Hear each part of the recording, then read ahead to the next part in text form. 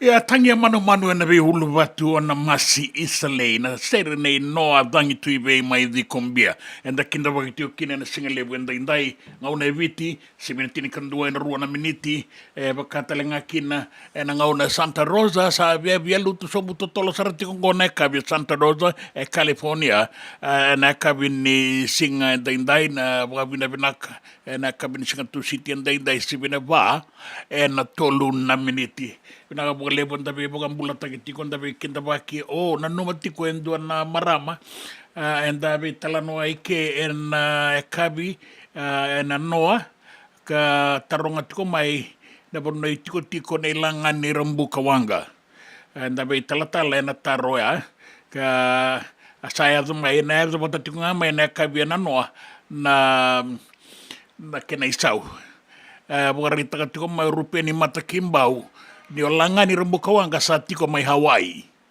Ke endua e kila na maramango au bambauta ni o e seta ratu mai tabuki e atarongi langa ni ritiko mai ke na bono sa boga tiko kina. Ke baka e bororongo tiko mai se ke baka sa sema mai se endua e kile koe. Ngai bando taka buana i tuko na ngai taka rua taka talemuri na isau ni taro ya me baleti langa ni rambu kawanga ni bula benaka me New Zealand ma Aotearoa e bula benaka talenga me Wagga mai New South Wales bula benaka Francis mai Canberra rotona tiko mai Perth ke nan top end Northern Territory mai Australia Australia ni bula benaka o laila za kauni valu ni bula benaka muni kai na kitiko mai go lolo masabu ya wasarati ko yani mai na toka lau ya benaka bo lebu en raki benaka tuna bonuanga i dangi benaka bo lebu laila za kauni valu na no muni be semati mai en singa lebu nende ke muni na kenai matai en singa lebu go en radio bula dua vata San Francisco e kauti kenda vata mai.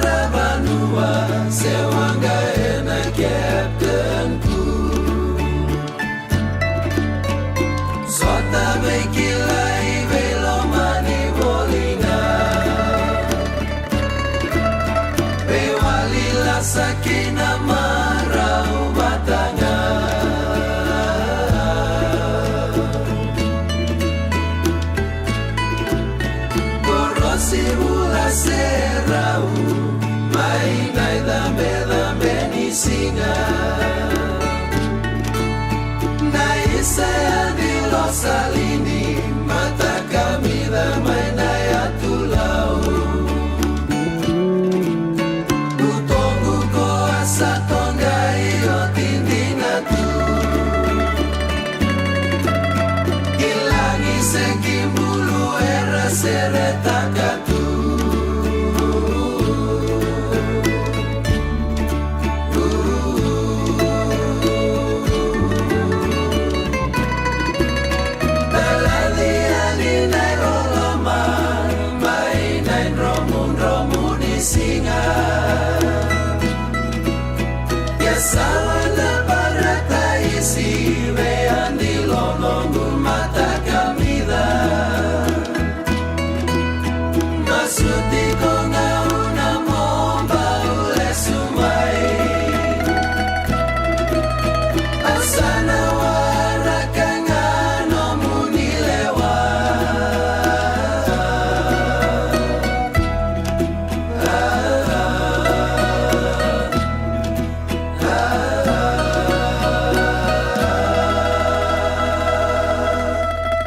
Dilo salini ay talanoa ni baka tasosoko e na wanga ni sarabonua mai lautoka ki na romu ni singa. Takalia ni na iloloma mai na romu ni singa ya sawa na paratai silei andi lo nangu mata kamida. Una kay tokarota kay ni ndori tukutuku sangay baka sabuya walangan ni berna sero ya. Yanda baka bulat yuheni ki na Laila da kauni valu mai na tutokelau binaka baka lebu sar. Pinaka boka lebu en raki pinaka tuna panua ngai dangi. E kabitiku meka ni singa tu siti mai keri. E ke singa e kabitiku ni singa tu siti mai viti sa toso saratiku ene singa buke lulu. E na mataka en daindai. Ya, tapaka pinaka boka lebu na num ni bese matiko mai. Mbula pinaka Ruthi, Rasue, Arnayanra, go ngai na ibubuni mai ragi mai ra. Arnayanra, auria sewara vano na vano. Andi Luciana di tukana totoka na vingarabi pinakabuka lebu ento dai talanoango mai na nukulo mai ngau sa tiko sarango e Santa Rosa bati ko mengo na nono itukutuku go no seniloli nang kasi pagdingo totoka na no munisote fakawela mandamai makaretu na vingarabi Tapos ano yung binaka ng bula binaka, bula ngalala, na mbulanganga enda duruma tiko ena ve singa na madongo rawa tiko kina na ve talanoa na ve semati ka rawa tali tiko ngakina na nonda ve kinda waki vinaga boga lebu noa senilo ligora vinaga boga lebu mai kauta ene na sote sa mai kauta saranga ene musendambe toko ngango ma sa mai kauta ene alo vinaka wawina vinaga boga lebu ke menina semati ko mai na singa lebu enda indai so era boga iro tiko mai kai tunga mai watching rai toka ngā mai, wina ka boga lebu na rai, wina ka boga lebu na boga mbula, wina ka boga lebu na wekinda wake. Nei tukutuku ngō, ua boga rei taka tiko ua endua na marama, ka we taratara tiko mai ena kawia na noa, ni oti tiko na we mamani ndua ena singa lebu mai biti. Oti tiko na we mamani ndua ena singa lebu, ni singa tusiti mai biti. Taronga tiko mai se sa tiko iwe o langa ni rambuka wanga. Ngai kere iau mai mau wangara. Rosar na bangara bata ni utaru le sungan we ra rongo tu senimbera rupe ni matakimbawe tukuna mai langa ni rembuka wanga sa tiko mai Hawaii ratu mai tabuki ke ni satu rau na tukutuku ya au ni taga ni satu en singalebu enda vina ga lebu na bata taro vina ga talenga lebu na sema tiko mai tukino bango makare tiko vina ka tiko turango fakawela manda mai au sa fakawela tunga ningo anga mi kauta saranga ni vina ga lebu o yo laila da kauni walu sa singa buke lulu tale tu ngā veira o koe ndua naua liu mai weekenda keni mbale mai viti sa sivi tongongo na tini kandua na tini na miniti sa sivi na tini karua na tini na miniti mai na tu tokalau dina mbeka ya laila singa buke lulu tiko ikeri ndua naua liu ndua naua ke muri viti Pina ka lebu na bay taratar ko mai dua na kene balanga wana singa lebu enda na radio bulan dua bata San Francisco kauti kenta bata mai.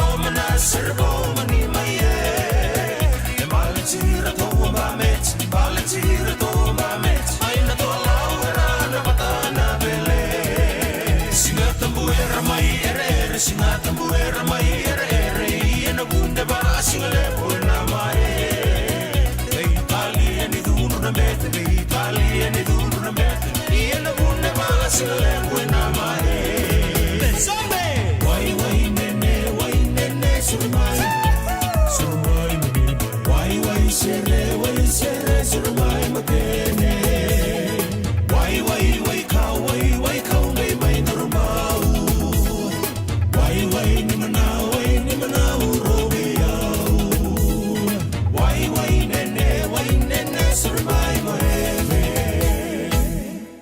Sengan dina ni karaw-rawan na taka-taka waka kekiba. Ia endona kainda wipu ke kawaka mamanta taka tuna bengaravi o ia ke tuna kenda tu kakana. Laika na dalo na bisikete na reo bata na sunbells e tinimbulu makau. We kenda tuna senga tiku nindraiva se senga ni waka motoka kandau dren-dren na tutu beto seki. Erto satu wakarau na Divine Pacific Food Mart mai Sacramento merto taladayani na nung ni boli-boli. Rawa-rawa sara. We tartarangayani na taliboni diwa dua ono toluwa diwa ono saibarua merto bakarotaka katalada mai na nung ni boli-boli ena kena ngona totolo tua-tua. Divine Pacific Food Mart, Vitorua Diwawalu Franklin Boulevard, Sacramento, California. Namba di telefoni Diwan Dua Ono Toluwa Diwa Ono Saivarua. Erto ngarap talangan ni kena lewang semburi ani nanomu yaya. Mai na nonreto stoa kena nomu mati ni katumba. Dendram beka nangwala ni kibalilo tena pukuni oso pakadadaka. Sendrakin-rakita beka na itos-tos nimbula. Kuwa nilenga sinui gawa-gawa. Nana mai kina programa warotaki. Mai veratau na New Methodist Christian Fellowship USA. Nongu chisu, nongu banua. Rode na bima manione na kabini bugu lulu be Kemando e California. Bima mani dua na singilewu ni lotu lewu be Kemando e biti. And a radio bulando vata San Francisco. Me kauti kanda vata mai. JJ's Food Shack. E tiku kena na kakana boka biti me bakana kokonda. Lobo benga ni ngai kani itu na bundi nan dalos e tabioka. Na kakana boka malangi me bakana steak baka loka kena coleslaw. Wee! Na karitoa sa wadha badina na kani kana.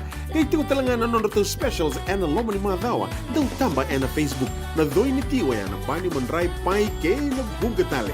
Go na JJ's Food Shack. View Valley mo Billie Jean Street, Santa Rosa, California.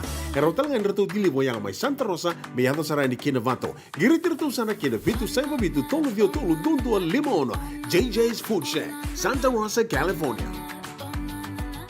Na nonda wata kei City Veni Rotorala. Ngambeto kau bakasara wana lamani koro wakatu.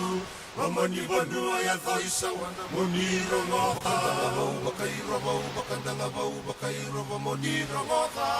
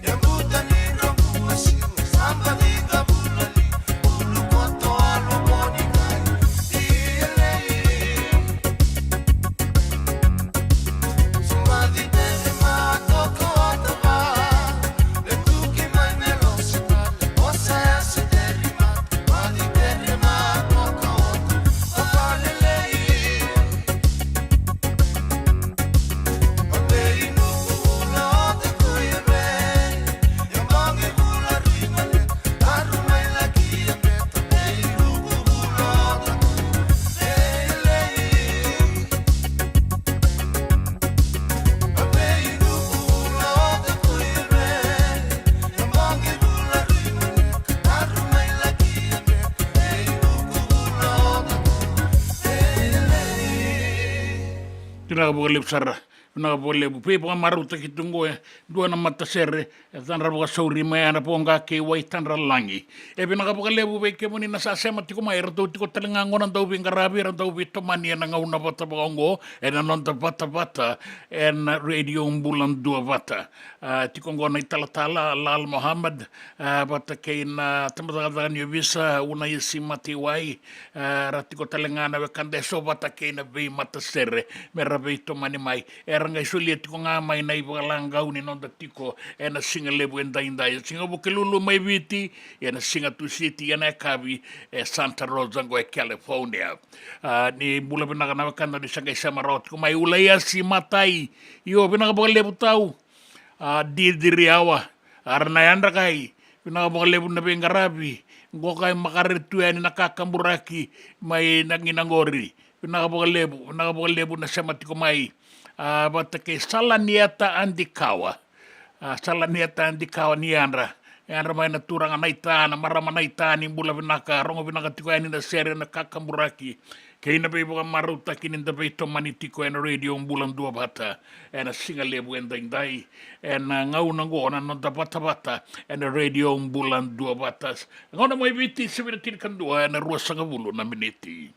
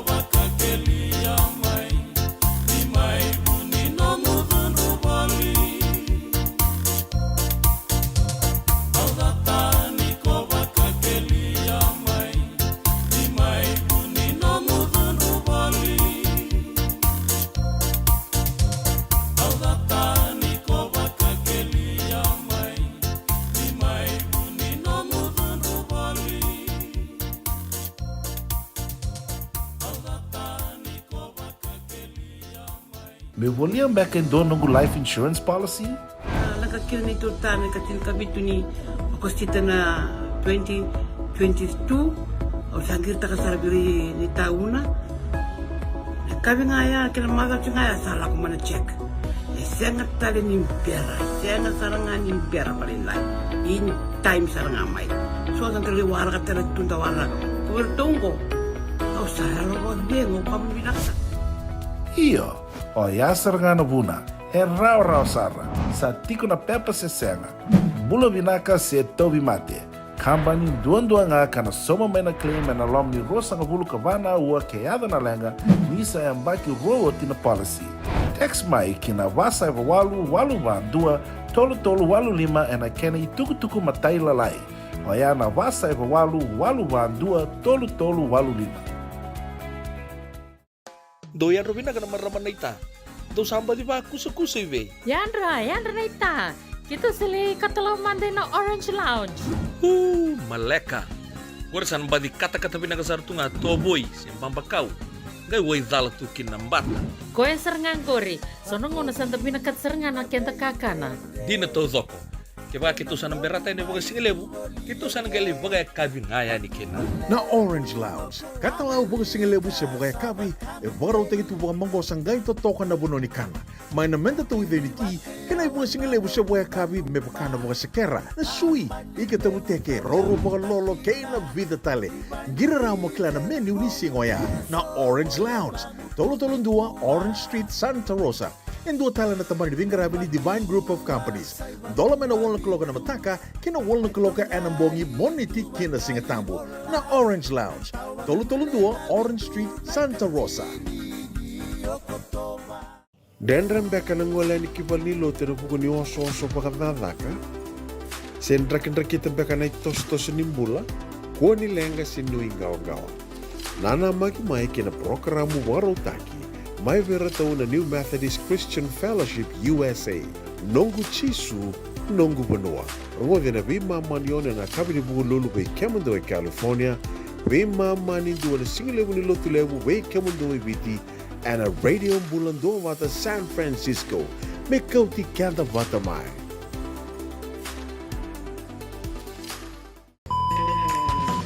Binaka wakalevu nandau sema tikumai. Binaka wakalevu nandau aseti ko nanonda tu wata na radio mbulando wata San Francisco. Me kauti kenda wata mai. And the sabo like sarnia dawayani na walu sangabulo na undolo na kende wili ni matabu vale na radio mbulando wata. Ia e wili sar me wakatoto wata taki kina kende wili na ngwane tauke and avea say pura. Do na like, do na share. Subscribe talaga Mike na Radio Mbulando Vata and na YouTube. Radio Mbulando Vata San Francisco, Mekoti Kenda Batamay.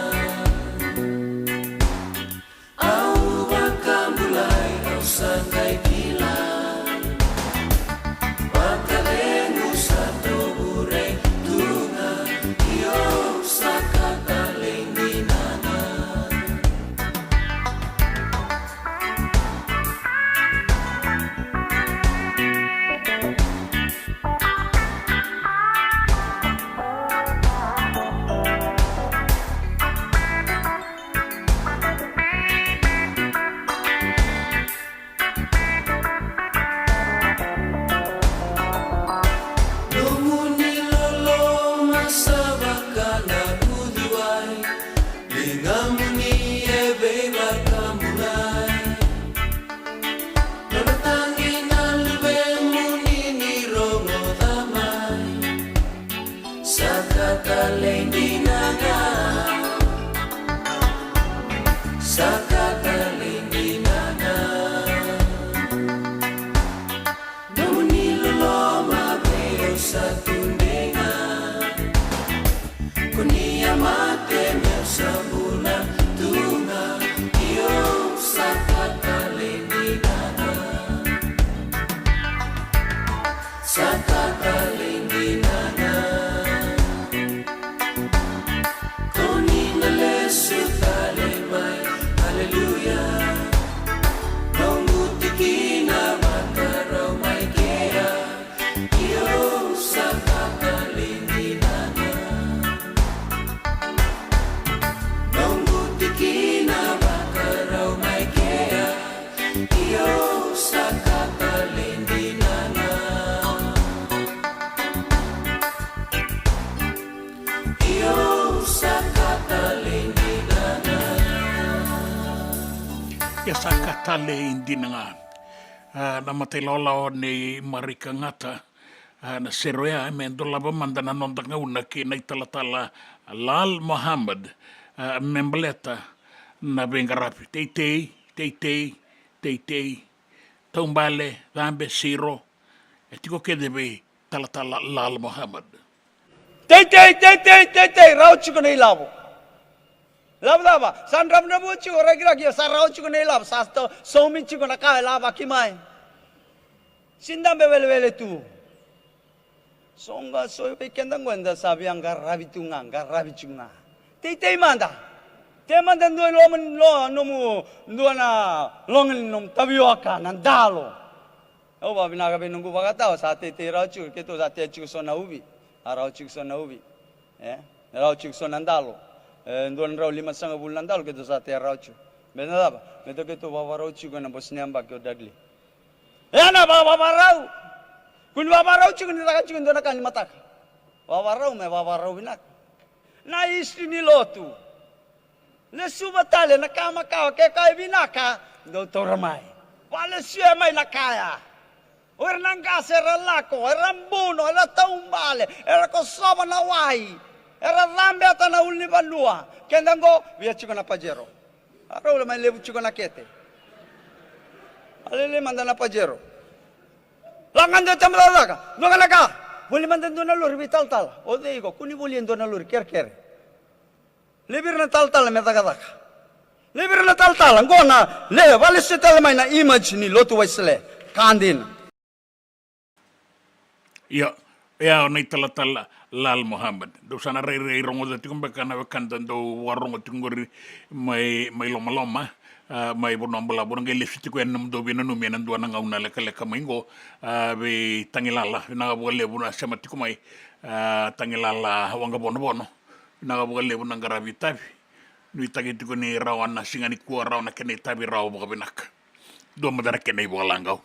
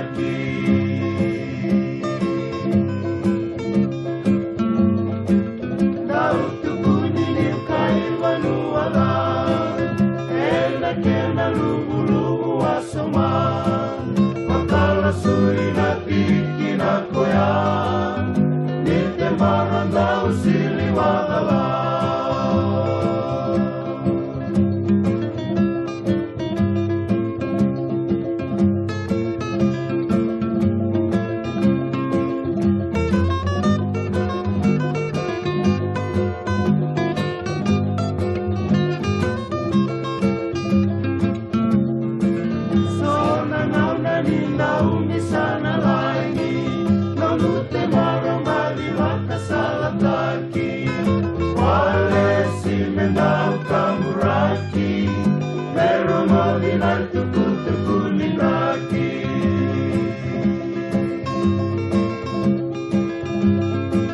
Dau tuku ninim kai manuala Ela kena lubu-lubu asuma Makala suri na tiki na koya Nite marandau sili wadala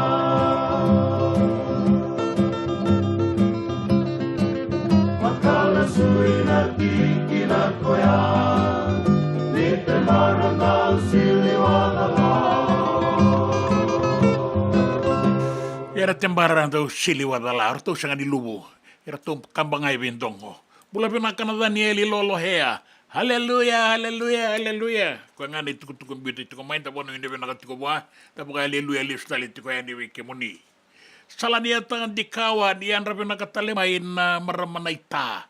Rongo pinaka tuku na sere. Maru taka tuku kina na taka kada beito soyaki kena ita bian tangaraba. Roni ratabola. Nian rato taka tunan raki na nonta koro turanga lebu esuba sanjina. O ibinaga boleh, ibin raki binaga tiko na madongo esuba. Binaga boleh beroni ratabola. Lolo matiko en the PWD Walubay. Binaga boleh burudi rasue. Salah koti main dona na ituku-tuku na maramango. Yang gua nak kini karudan na ituku-tuku. Kila nela kotiko main naibu buni. May naibu buni, may rah. Na ituku-tuku elaka-laka nga. Ya samba umosi-mosi tok. Tuku na tiku nga maya kuya. May kanay karatuales. Isa. Ya sabi na kanta sabi ka di usabo ka pinakatiko yan. Pinakatiko yan ni kaya nang usungori na ketengo. Daw makatiko na toso. Ilay MT mate bula pinaka. Wembaunduan na ibota-bota be roto na bubale na maboya na makaya nandi. O Carlene na Keyon Boso. Masilina Cindy Losabati. Odelia Langi Abigail kay Andy Mere. May Okalandi New Zealandi. Pinakabukali busara may Aotearoa. Sinia sa naila tukutuiwalu. Sinia naila tukutuiwalu. Bula maleka matanggali. Totokatiko na sere. Puta italitiko nga na bali ne ini. Winnie. Mere. Tukai. Kay Kesaya. Johnson Oma. Bula binakatiko may mereke. Iyo kimami bula binakatiko yan yung mereke.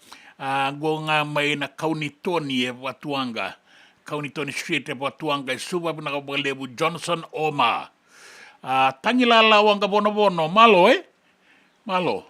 Karabit ko nga nakakaka ni lotu ni naibali ni talatala. Na italatala nga ni wase-wase ko bonom balabu ya loma-loma. Me gay nanumien na sere. Nanumiti ko kina na matay. Rati ko yay. O samisoni korwou. O te dakuyaw. Salesi. Pinakabalebu. Pinakabalebu sarvi kemendo na bengarabit ko yaning gore salesi mate. Buni volan daw kaseti. O bula setereki, talay nasi, rolo kabosay dake, wangambari, saya si badengo. Malo kito sala lamatu ni kiwit siraramba, ana ituku-tuku, na itangilala wanga bono-bono. Dodo ni tangilala na ngauna keda nga bosa ni kino na italatala lal Muhammad. Binagabalebu, amani soro koberata suwe. Dolabina andu, dolabina rigi. Nabagalebu, nabi numitumai. Nabi siya matino mai solo pumbaya. Mbula binaka solo. Mbula binaka sama binaka tumai. Na singa lebu entai-entai. Tuku-tuku na nonton panua. Nabi say bura-bura na tuku-tuku ning gito. Kainan raki. Na tini karua na kaloko. Ngau na may biti. Na ngau na ike. Na lima na kaloko. Na kabi ni Singapore City.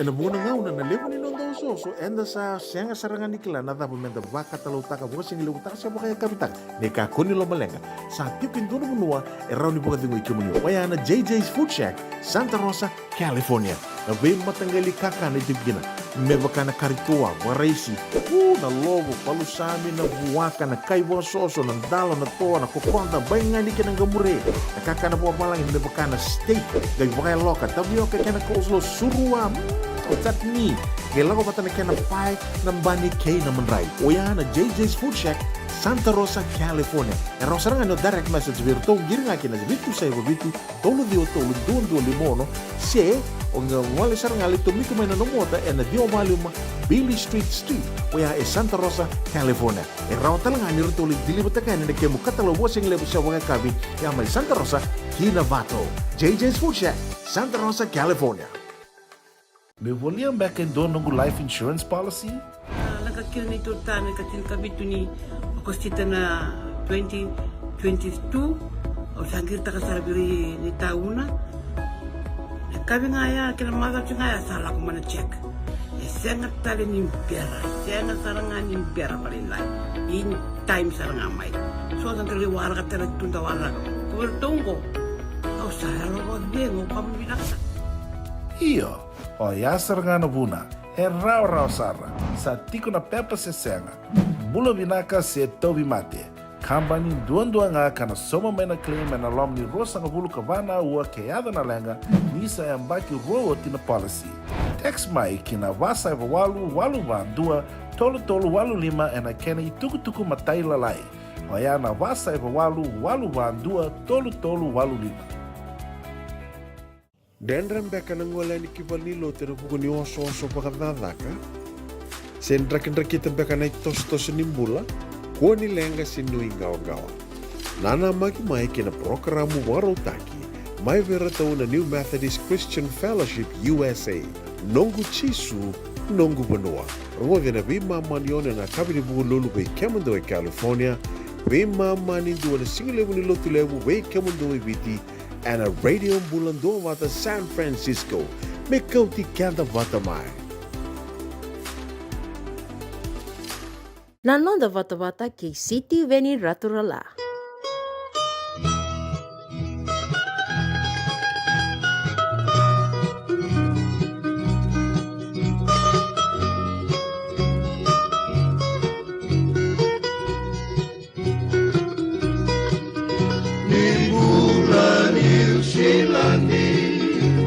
Binaka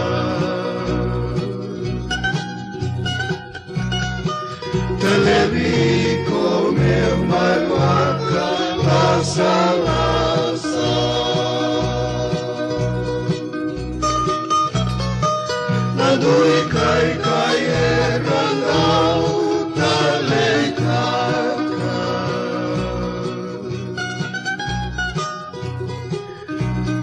inonra na kita leva mera sarawa na vei o bala bula bula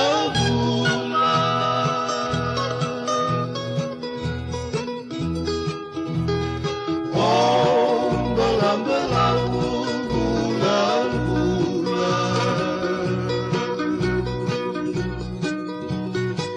que muito divina veio oh balambalau bula bula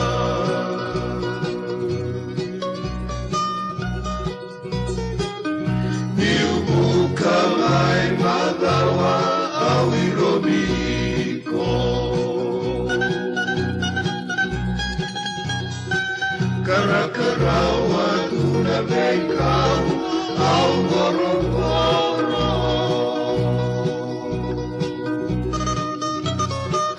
Sarauta New Zealand Monauro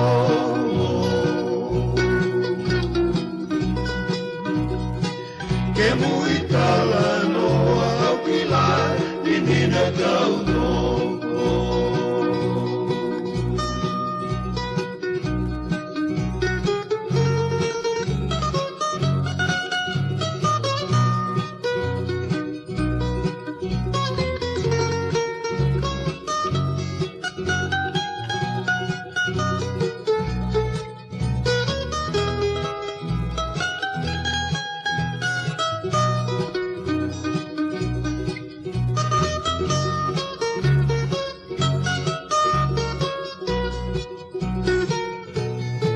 Navei oh bala bula bula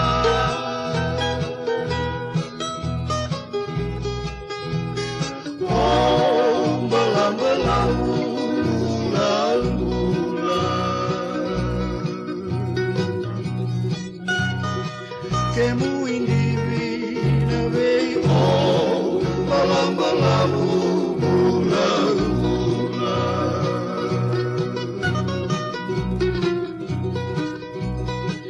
Que muito divina veio oh balambalau bola bola Nabe yung balabu bula-bula, averto ng buwan nilong may nambuwa kaya pa ko kingura mate. Dapat ang bula tiko bay solo bumbaya, binakabuka lebu na ito kanimay, samu lebu, no sambula saka. Lomsi tabanga, ang bula binaka lomsi, binakabuka lebu na dua bata tiko may, wala numitali tunga kino losalini deo, may Alaska. Gongai bunisei tonga rewa ndong bula binaka na loma ni tembara. Toka ingali wais en bula binaka weka. Bula binaka weka. Bula binaka. Ena partai sibuni nga, may sabu-sabu. Toka ingali wais, binaka bole buna zakazaka. Binaka bole buna bingarabi. Ben soro, seki dola bina seki. Goe na maka. Kimami bagarorongo taletu ngakina. Dau makanan raki binaka bole. Bukai sea bono tambua. Bula binaka na ita.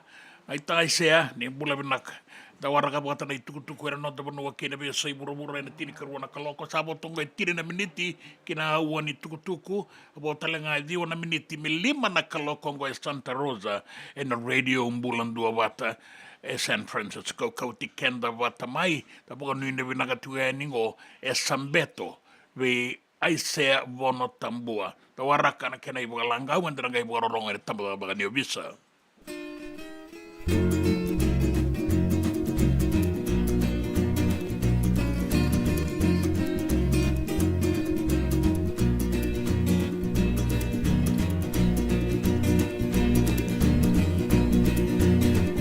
Sabanungu na rongo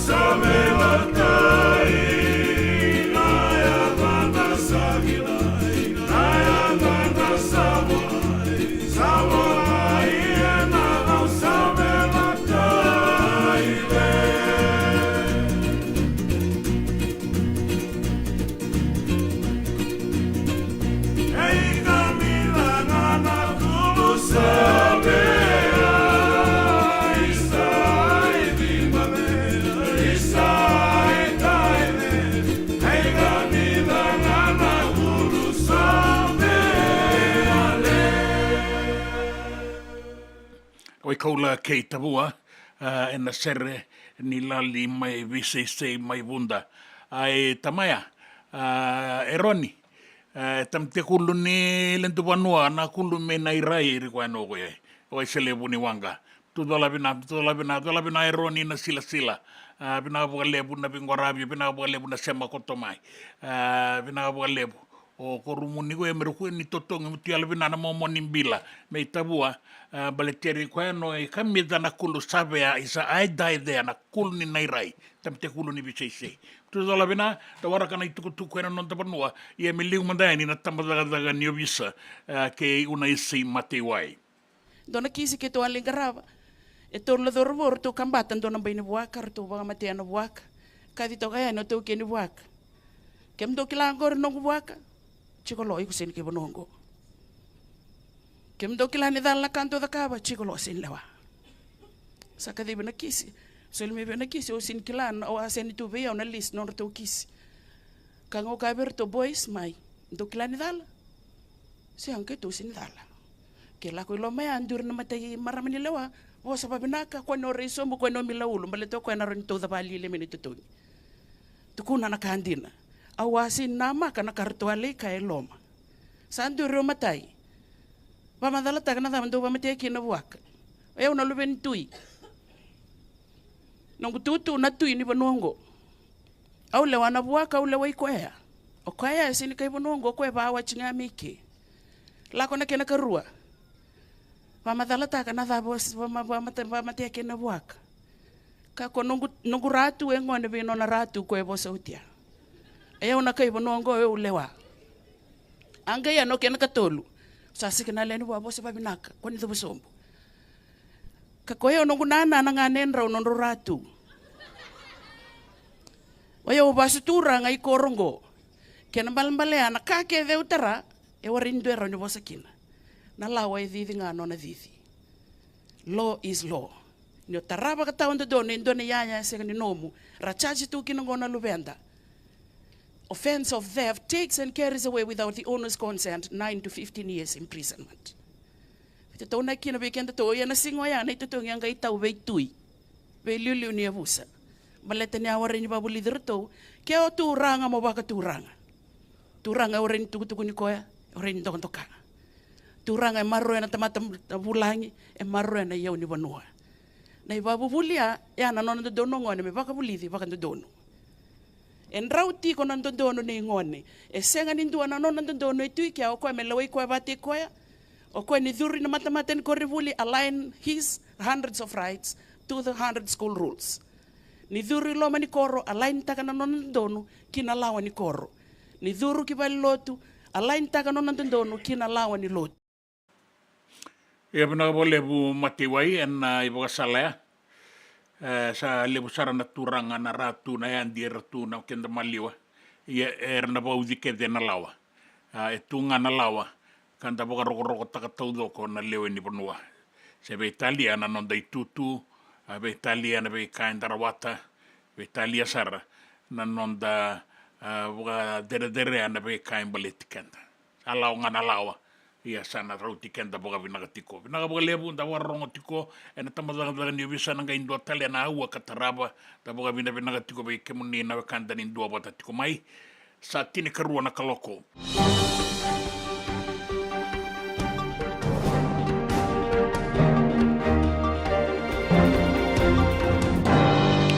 da tuku ena non da banua boga rita kana matambo seningele maroro ini taukei ni sa raida tiko e wasanga bulu karua na tiko sanga ni bangan deitaki mena boga torda kitaki e ruanan rau vito sanga bulu kaba na matabu vale mai wainda mundamu e sana soliveira na nonra lisi e na tupa ni venga rabingo na matambo siningele maroro ini taukei sa raida tiko e wasanga bulu karua na koro sanga ni bangan deitaki do e dana tunga na squatter settlements me ba sanga bulu karua sana bukarunga rabango e na ngongo 5% se tini karua na koro sanga ni bagan detaki sa ba ngarabioti sa bagan donu italenga na lisi veira eratiko kina tini ka diona pesende vitu tale na koro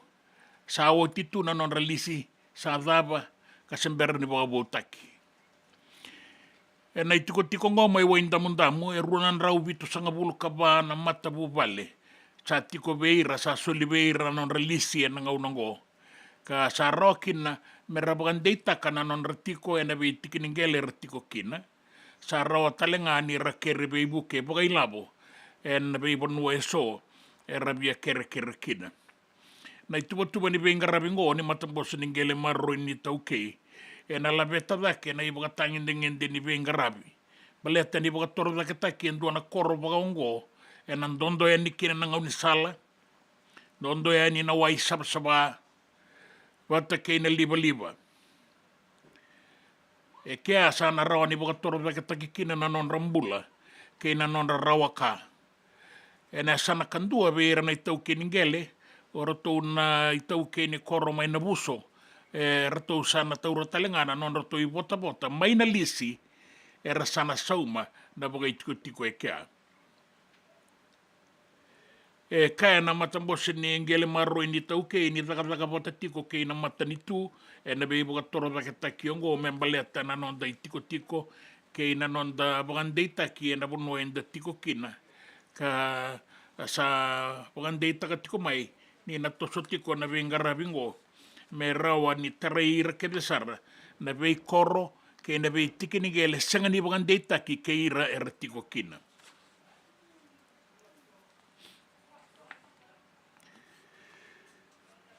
bagaita ka na mata kina palimendi ka minista ni vei bogator da kataki ni mbula bagai tiko ke nambula raramba o linda tambuya ni sa ndondonu menda kawaitaka na nonra boga bokotaki boga binaka ke ina ba kaon bokotaki ni nonra sasanga eso mera boga lengana non dambula na wainganga ni be boga mateni taki sa ndona lenga lepu borita kana marama na minista ni goendo na mbole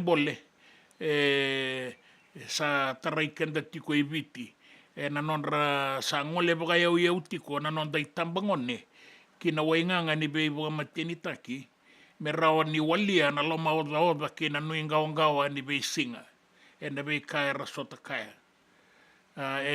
rasa sanga walanga ni boga yado itobo kau kina ni ra boga yangata na wainganga sa bunga talengana lenga embasi ka na non rambula sa boga lenga sar na non datiko ka talenga tambu ni dondonu menda kilana itumbu ke nan dauni besusu na non daitavi ke na ngauni sala menda boga doko takira kina na lubenda ke boka sa taraira na kaukaua ni wenganga ni be boga mateni taki ka dondonu menda kila ni tu na ngauni sala rao ni raboga tora da ke takikina na lubenda ka boga doko takikina boga binaka mai na wainganga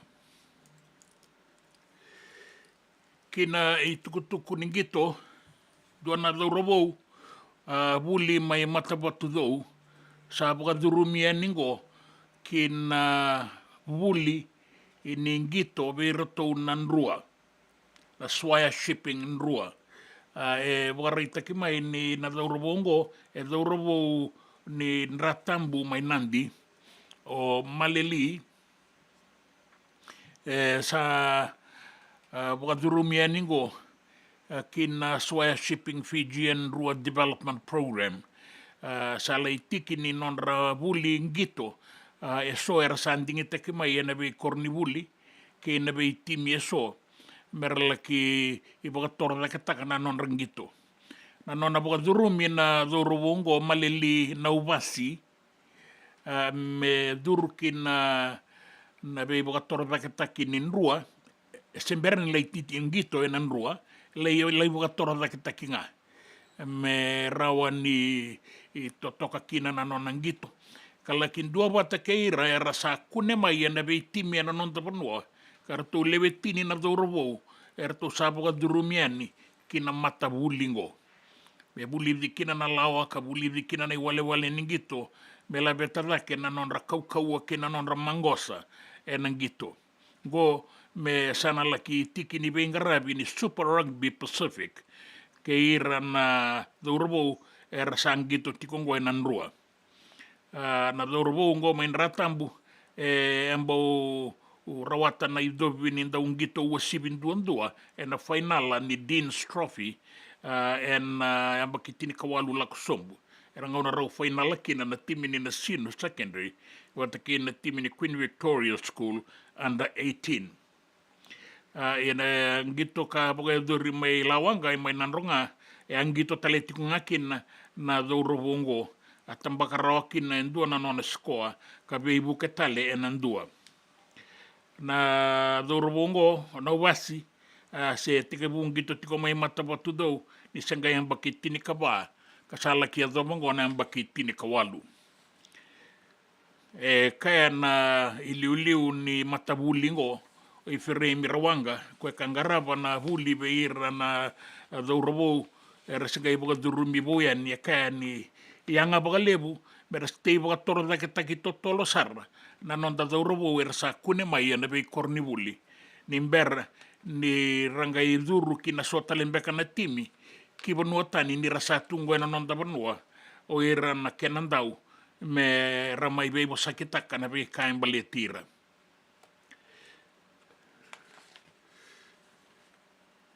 Kina i kuri ni tukutuku ni ngito, e ndua na sota ni vei wadu, e na boga e doringo, e na vei ndua tani boga leilai, e na non da vanua. Me baleta ni na vei wadu takikina, e tolu na beleti ke rato e tolu na dhaurabo rato ngole me vanua tani. E na ndua ngana mbongi, e na boga e dorikina, na vei wadu ngo ke na balatakin beleti ngo ni South Pacific Boxing Promotion. Ka na boga e doritiko mai nandi, e ne ka rua sagabulu ka ono ni singa ni bula sarangango o kotoba. E na vei wadu taikina na beleti, ka rato vengaravikina na ilawalawa ni Freddie Chand, o rato didivaka na vei wadungo. Rana tiko talenga kina e so na daungito mai Australia ke New Zealandi. E kaya na tambana ni ngitongo ni na mai bulangin do kai tiko kina en duana do robo kilailebu en ngito rakabi saumi ke na rakabi unioni o Sonny Bill Williams ka na mai bulangi talenga me tiko en matabi wadungo ka arna be wadu tiko kina na non da banua na do robo vai rongo Winston Hill. Era una sota ke Lackland O'Shea and IBO Asia Pacific Super Welterweight. Wata ke Sebastian Singh era una sota ke King Tongo. And IBO Asia Pacific Cruiserweight. Kara una sota ke na o Ubaid wata ke Haida and sota na Haida la ko saratiko mai China. Ka rana bei batutaka na IBO Asia Pacific Featherweight na mai boga e dori ke de tikongo ke ira na sota lalai e tiko talenga kina na dorobo boi rongo tingo mai Vanuatu o Roy Sir mera una sota ke Citizen in Hawaii o Jonathan Pedro Hill era una sota bata ke na Kenaisa e na bangarea ni na nonda Vanua Abe Chand and sotango ni Fijian super middleweight. O irea na veiva du era na boga do rikede na Prince Charles Park e na karua sanga vulkao na singa di bulango. Kau asarati ko na vei sabosa ke na vei talanoa me ambale tirau na tu e na vei ndingi ni tu boga presidente na bula katumai mai merke. E na doana i tukutuku e taurirawa ni na presidente bagadengo Donald Trump o koe talanga katuti ko mai na Republican. E a bagatarongi e na doana station ni retio ka kaya ni na kena e aku sura tu na vengarabi. E bale tira na bulangi erla koe ni ki mereke koe tandola tukina na mata ni vei dhuruia ki lako ya ni lesu mai mereke e nanga unango vei rendua nei wasile buera lako tiko ya ni kara senga ni bagai bola gon na raka nei buke ni presidendi Kamala Harris ane tukutuku ni Donald Trump ia kaya talitiko nga na turango ni senga ni binaka na bingarabi me bakain dua na kena ibu karau e rera lako ya ni mer laura ibu binaka dike ibu binaka na kain boletira ni bengan ga ibu kan dono i mer duriani ki mereke kasanga ni rala ko tunga ni ibu Italia me bakaya do tiko mai mereke e nangau nango e rongo dia na singa moniti saoti na be tala nongo en retio kinan raki me da banambong lebu en dainda e na singa ni be sau buka lebu sarra mai na itu bakinin raki en singa en noa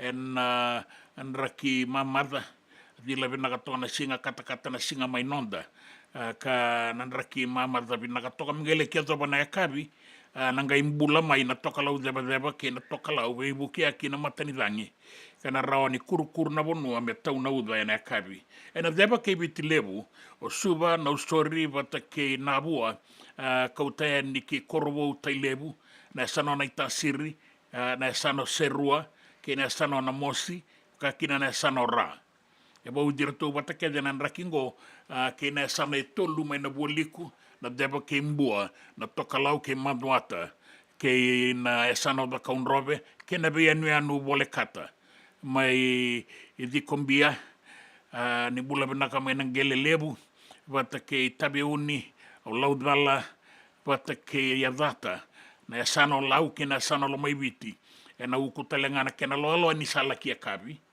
kana rawa ni tau na uda mbula sarati kono dangi ibu kia ki na toka lau ke na toka lau deba dei kota na ituba kinin rakingo e tuka tulolo na lo malangi e na sona ngauna e na tautiko na uda e na ngauna mandangango e kaina ki mai ni dau magatiko na raki mai na nonda banua ka bakakina e na kena bea tu anu mai rotu mai bakakina foi aksia malelei ko nga spora tkoa ne atmotero tuam ne mbula benaka mai rotu mai dei kota na ituba kinin raki andai me da bona singa ni mataka na kati sarato na kamba tiango na kena batu mai rotuma sai ko ngore na itukutuku nin raki na itukutuku nin gito na itukutuku ena nonda banua ke na bea sai burubura na nonda bata ke siti veni raturla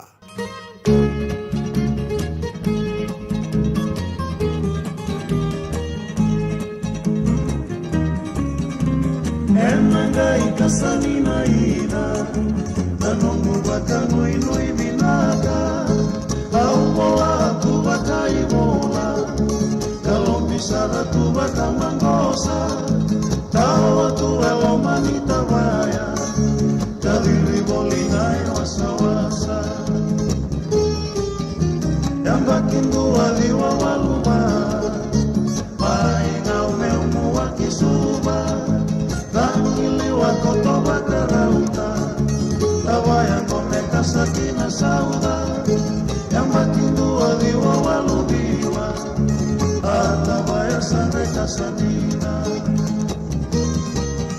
Salumile sumai na ibola Enda sabia botoni toma Auangende walini sereni Naya bangu koeli saperi Harusnya senatuni bakawani Main elesoni silani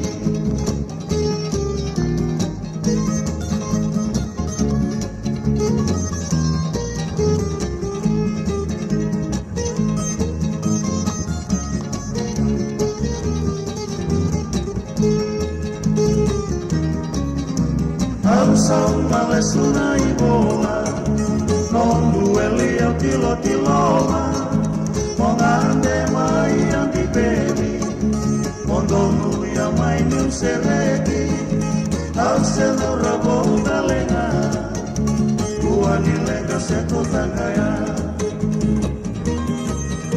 Pula ruang naya doyani Dan sana laki wakawati Kisa ni wili kasaulenga Au mala sutaka nongulewa Au sawa kawati o titiko Mo watangaro ya nongulewa sarana ibola Eka tomboka makina nikoa Tukunile suena kebeli Momo sotia weli saperi Salmi maia na mara Ambulati wakadona na Ambulati wakadona na Ambulati wakadona na Ambulati wakadona na Me volia back in donongu life insurance policy? Nakakil ni tutana katil kabitu ni okostita na 2022 o sangir takasarabiri ni tauna kabi ngaya kila mada ngaya sala ko mana check sengat tali ni biara sengat saranga ni biara paling lain in time saranga mai so kan kali warga tera tunda warga ko tunggu o saya ro dengo kamu binaksa Iyo, o yasar nga buna, rau sarra, sa tiko na pepa se senga, bula vinaka se tobi mate, kambani duan nga kana soma mena claim na lom ni rosa nga bulu kavana ua keada na lenga, nisa e ambaki roa tina policy. Text mai kina wasa eva walu van dua, tolu walu lima na kena i tuku matai lalai, o ya na wasa eva walu van dua, tolu walu lima. Dendram beka nangola ni kibalilo tena buku ni oso pakadadaka. Sen drakin beka na tos nimbula. Kuo ni lenga sinui gawa. Nana maki mai kina programu warotaki. Mai vera tau na New Methodist Christian Fellowship USA. Nongu chisu, nongu banua. Rongo vena bima manione na kabini buku lulu bei kemando e California. Bima mani dua na singilewu ni lotu lewu bei kemando e viti. En een radio bulando wat San Francisco. Me kouti kenda wat mai. Nanonda vata ke City Veni Raturala.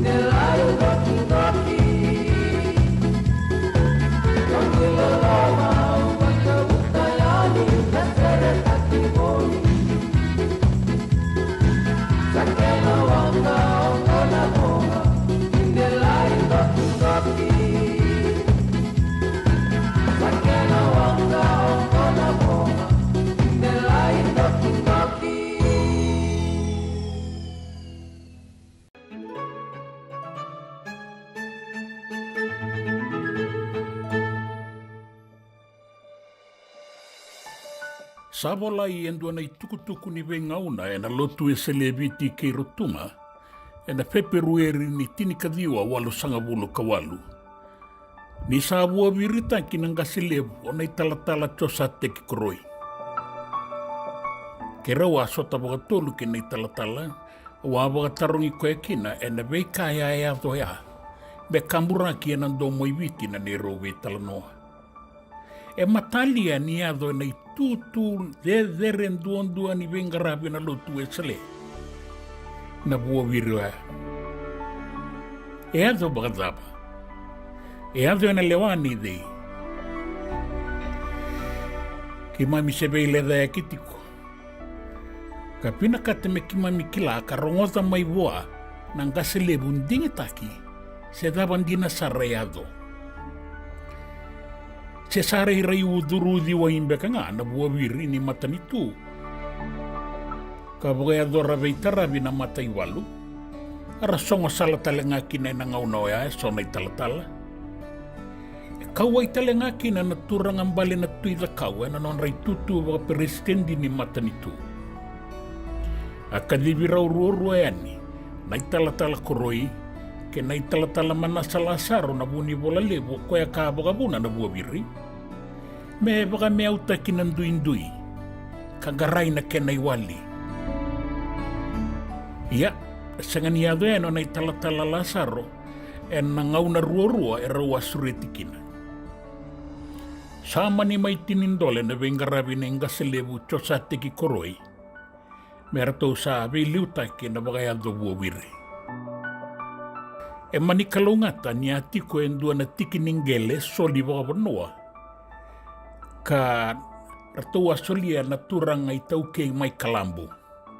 Sa te waki o titukina na kakanan dina, kakanan raun-rau.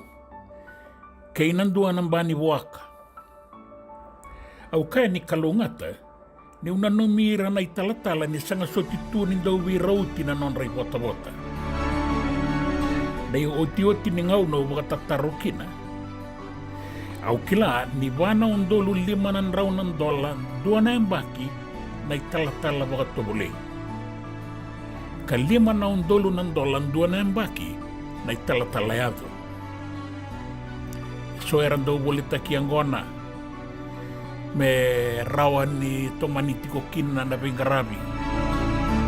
So era bolita kita ni linga sena yau bagabiti e bakana imbe me bure tok ni nora silini sena sende e vale. Ia ona italatala koroi e alesu kina bagayang atakingele kay na susu manu. E nararaman ni wala tambo ni a solia na kalau ng gele men dazaga-zaga kina na nondambula. Sande ye kea o na italatala. Sama itinindole na nona vengarabi erto sa toki na viluveni ki to bata. E wase baga 5 na nonang bay ni buwaka. Tini na buwaka 2 ng bay. 5 sa mahulutaw doko na buwaka era susukina. E na beisinga e daw buka duru mo na italatala na vale ni kana tau doko isuba. Malaki au tamay kina na kenramben mo na buwaka. Isaru isaulebu na kenray na stoa. E ama ni baka topo-topo kina no nang bani buwaka na inggangi ni kasi may nambeno ni buwaka. Be tombu ni e na kena tombu. Kama ni kelia kina e na no nang bani buwaka may tobata e tolu na tombu. Me baka non roi kina nang beno ni buwaka ni daw saba ng bay. Matay ni tombu era susukina na tilapia na ikan ni malea na ikaruan ni tombu rawan ni laki susungi kina na lumi-lumi e biutunga kina na lumi-lumi me kenra na ika yan na ikatolo ni tombu embulia na kasi may nang beno ni buwaka me wanga kina na dina ayaya baka liba-liba ayaya ni baka sanga na baka tunyayani misini ni saba-saba kinayaya baka nga takibale taba kasama ni baka tobo-tobongo e kau mai taina ka mai waga tobole sarakina e na mbani buaka ne nai talatala mai tō wata. E na tini ka dio sangavulu, yo tien dua wakadadana e mbaki na nona bua viritaki. Sa lisi takaroki na indua na tiki ningele e walu na eka mai wainranra e deumba. Sa tau ia busara na itiko-tiko. Sama kina vei kau, we revi, sama ki o tinangele sanga iado indua na kawei wa kurumbuitaki. Sa teka bumburoro mai na tumbua, se na moda. Koe rombota tau doko na panua kasangai sama ki o tingau ea. Saya lina vei kau e tuki nei liu. Ertou saraba toka wakabu vale, ni sa rombo nandela ningele na tumbua. Koe laukana, koe volitaki. Era sala kovea ni na leo ni vanua. So era lai volia, so era lai kerea wale ngā. Era vei tala notaka, na i rei ni vei kaya e ado ya karakaya e rei tea na kalou, na i sevu ni teia na were, me tege wukino na i talatala e na kakanan raunrau. Menga i muri na ndalo na tavioka, ndalo ni tana, kei na ubi mbaleta ni taura na ngauna menga i matua. E muri, era sanga i wakasala takiko e na kaitai na e na makete levu e suba. Te liu na kakanan raunrau. Kei na bua ni kau, me wakana kiu kamba, na tomata, na rokete, na rou, na mbele, kei na tumbua, me rao mai kina wakatotolo na ilabo ni warakitiko na kakanandina. Au kurumbui e nei tala no ni sasanga ni nei talatala. Ni lubanga na kola ni wunau, sa susumita kasarea ni na mata i wae lingana, me wakasangaraki na nonang bula. E nandau rongoda na itala noa wakaongo veira na ka India, keira na ka China na kau ni nonda sasanga. Wakalailai, sa boli rao na matai ni lori, kei na misini ni takataka. Na isau ni katavila ni matanitue na ngauna ea e tolu sanga wulu nandolan dua na aua, me sa samaki se medhuki se keli. Sau lebu toko ea. Ia na wakatangende ni teitei sanga rabiongo mai wainranra a sanga ni rawata na mataiwa se isivi se isele. Sanga nreva saranga na ia waka misini. Endua na matangalibu-libu taki ata kabo na italatala mai wainranra. Kaba kurambu itakira na tiko maindeumba. Dau tuba na nang batini ngau ni sala na ibe sundalo. Tau ya tini ng dola se tini kalima ng dola. Bini niya sana na yung binibini rokete arwa ng dola. Kinakaka ng raun-raw. Sabolay ko to nga mga matata na kenrisaw. Sangga imbiuto kay ng dua na bata, en dua na kato kaulaylay, kalamuto kay dake. Beba ka nakisinipeni. Kabolay to kakina na po sa bababalang yung go, trust.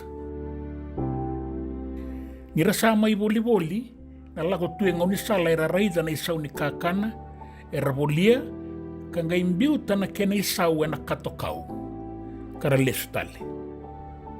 Esang nindua e bakatawa na iboli. E bakatakiran na boli-boli takitale so e na bebanua. Na iwale-wale ni beiboli ang go, e arayda may Australia o na italatala koroy. E nano anati ko boli-boli may kaya.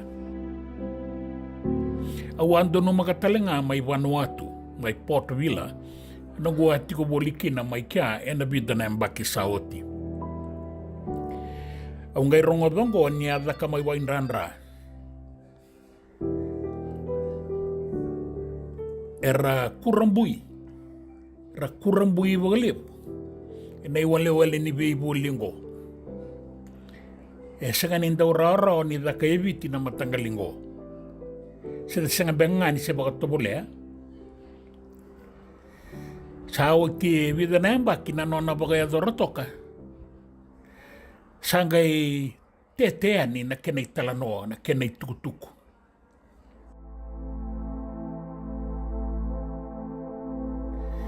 Era kurambuy na ka India, maindeong ba?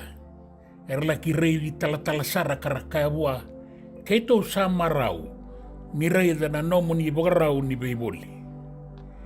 Kemo do sa lebu trust keto na kaindia.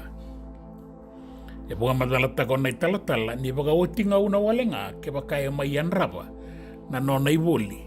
E angada ke bua ke baka mele imbiu ta toka ngai batin ngau ni sala noita kana non rayalon dina na do boli mera sauma boga bina kana kakana era bolia ni sabolai boga matatatu na ken restau.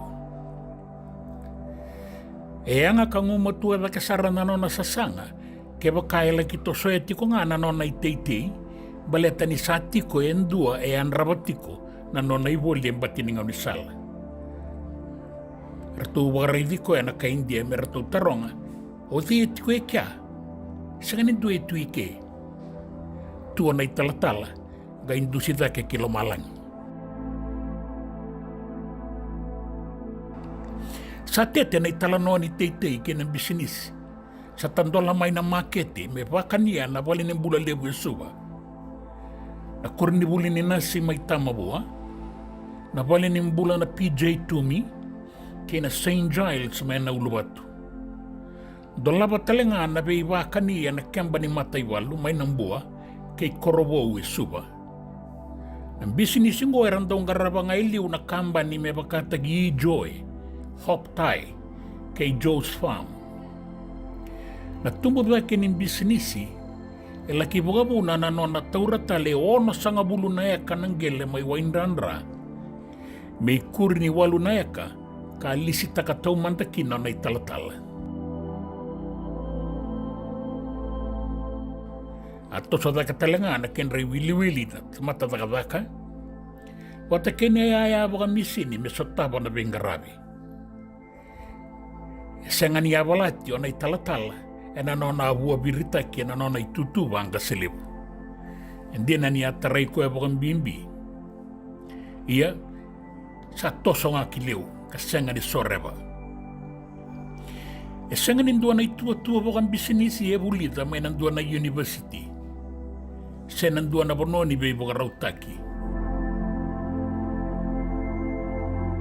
E boga yang atakwala nga na italatala. Na nona ituba-tuba kaya bu takatiko may na iwala tambu e na bunaw ni soro na bela leti makawa wa se rua sanga bulu kalima. Ningay reda ki bakaw ni binakata. Kabagan dinan takatiko kina na mana ni bosa ni kalo sanga ni baleta wala nga e na tukiteva le na be singa tambu ia na mbula raramba na be singa kedengani non tambula ongori na isongo ni sasanga na loma ni tini na mbaki me kali baga kina baga domo ilebu ki bura-bura taudoko nandina ni bola tambu ke na ibaga tangen dengende ni rawaka enda rawa ni azoba na itauke ke baka enda makutu kaya londina. Me bagayangata kinay soli-soli lebong duan-duan ni kalau weekenda na nondanggele. Enda na rawata ng bula sa utu. Kaya bakaya bagalaylay na bosa, kay nanguni ang gona, kabaga lebudake ng buno kay nabosota. E nandaw na numyo na italatala tiyo sa tiki kuroy, ni abagan doon niya may sa iba kila tunde ni lotu e selebiti ki rutuma nanrua. Sabagay nga tagitiko ni kuwa. O yan nanrua karawa taya ki naisa na tamana may nayan no di kumbiya ilaw.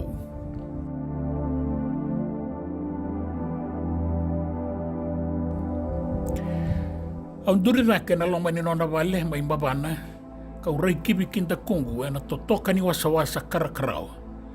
Kau raida sobuti ko may daki. O sangay raida na malio ni beisini kau totoka na sa nivale. Iratuba iwa mata ukotokin na malio ni beisini kau na mata ni dinan dui roka lalai. Karatan raba toka na lalangan nivale may daki. Kira. Au kindadala. Nirasa wanga may iwa sauri. Miradinaba na sa nivale. E na kenda rama sen dui roka. Awa daba na kena irai totoka may wasa-wasa. Ni baka me daun ritu na roka nin ron-rolang yan na itiko-tikongo. Nindambe toka yan ang duwan ng delana kay roba sa buto ng barabi kay na wasambula.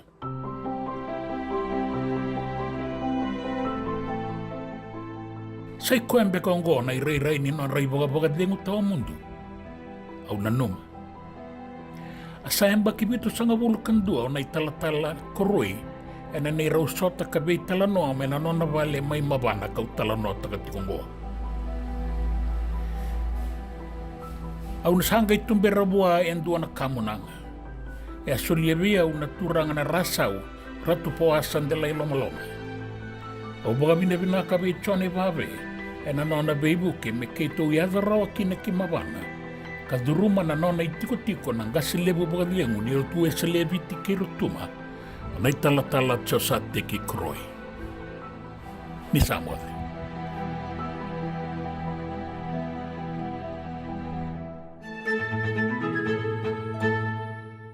Na nonda wata ki sitiweni raturala.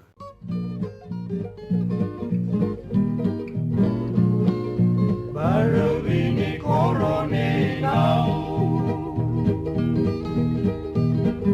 Mai mutu katuongo koiau Luku bulangai rangi minaka Makalau ninda raiki wasa-wasa Isano mukoroni wasurui totoka Beivale tua kiwa kamangosa Toka lau eliwa watuna tomba Isana tewa saiko amboroya Natewa na nongu koroni vasu Dale iwe au na yagamu Ko salu ni utongu Dawa nguile da vindina maya logu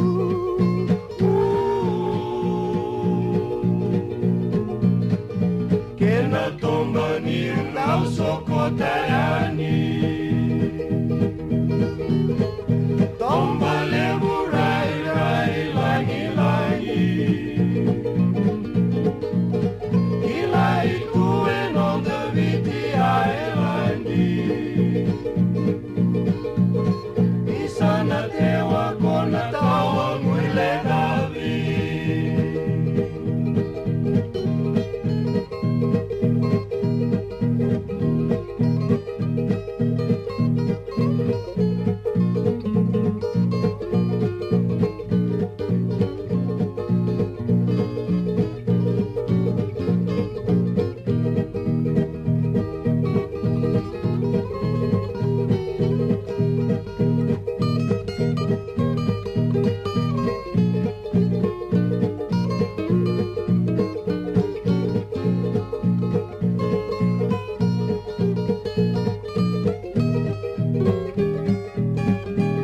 Natewa na nongu koroni vasu Dale iwe au na yagamu Ko salu ni utongu Tawa nguile da vindina maya longu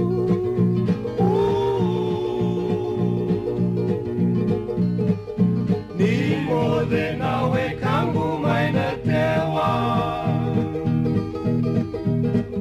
Ni bosota ni umai makasereka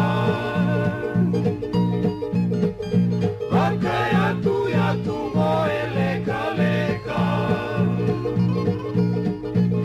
Dua na singa nangaila kita leva JJ's Food Shack. E tiku kevi kina na kakana boga biti me pakana kokonda. Lobo benga ni ngai kani doitu na bundi na ndalo se tabioka. Na kakana boga malangi me pakana steak pakaya loka kena coleslaw. Wee! Na kari toa sa wadha babina na kani kana. Kaya tiku talangana nono to specials and the lomo ni madhawa. Dau tamba na Facebook. Na doi ni tiwa ya na bani manrai pai kena bunga tale. Agora na JJ's Food Shack, viu ali mo Billy Jean Street, Santa Rosa, California. Karo talangan rato dili mo yang may Santa Rosa, may yato sarani kinavato. Giritirto sana kinavitu sa mabitu tolo vio tolo dundu limono. JJ's Food Shack, Santa Rosa, California. Me volia back in dono life insurance policy? Laga kil ni tutane katin kabitu ni akostita na 2022 o sangir ta kasarabiri ni tauna. Kabi ngaya kila mada ngaya sala ko mana check. Sengat tali ni biara, sengat sarangan ni biara paling lain. In time sarang mai. So kan kali warga tera tunda warga. Ko tunggu. Kau saya lo bengo kamu binasa. Iyo, o yasar ngana buna, rau sarra, sa tiko na pepa se senga. Bulo binaka se tobi mate. Kambani duan nga kana soma mena claim na lom ni rosa nga bulu kabana ua keada na lenga nisa yang baki rowo tina policy. Text mai kina wasa eva walu ba dua tolu walu lima ena kena tuku matai lalai. Oya na wasa eva walu ba dua tolu walu lima. Doyan Robina kana maraman na ita.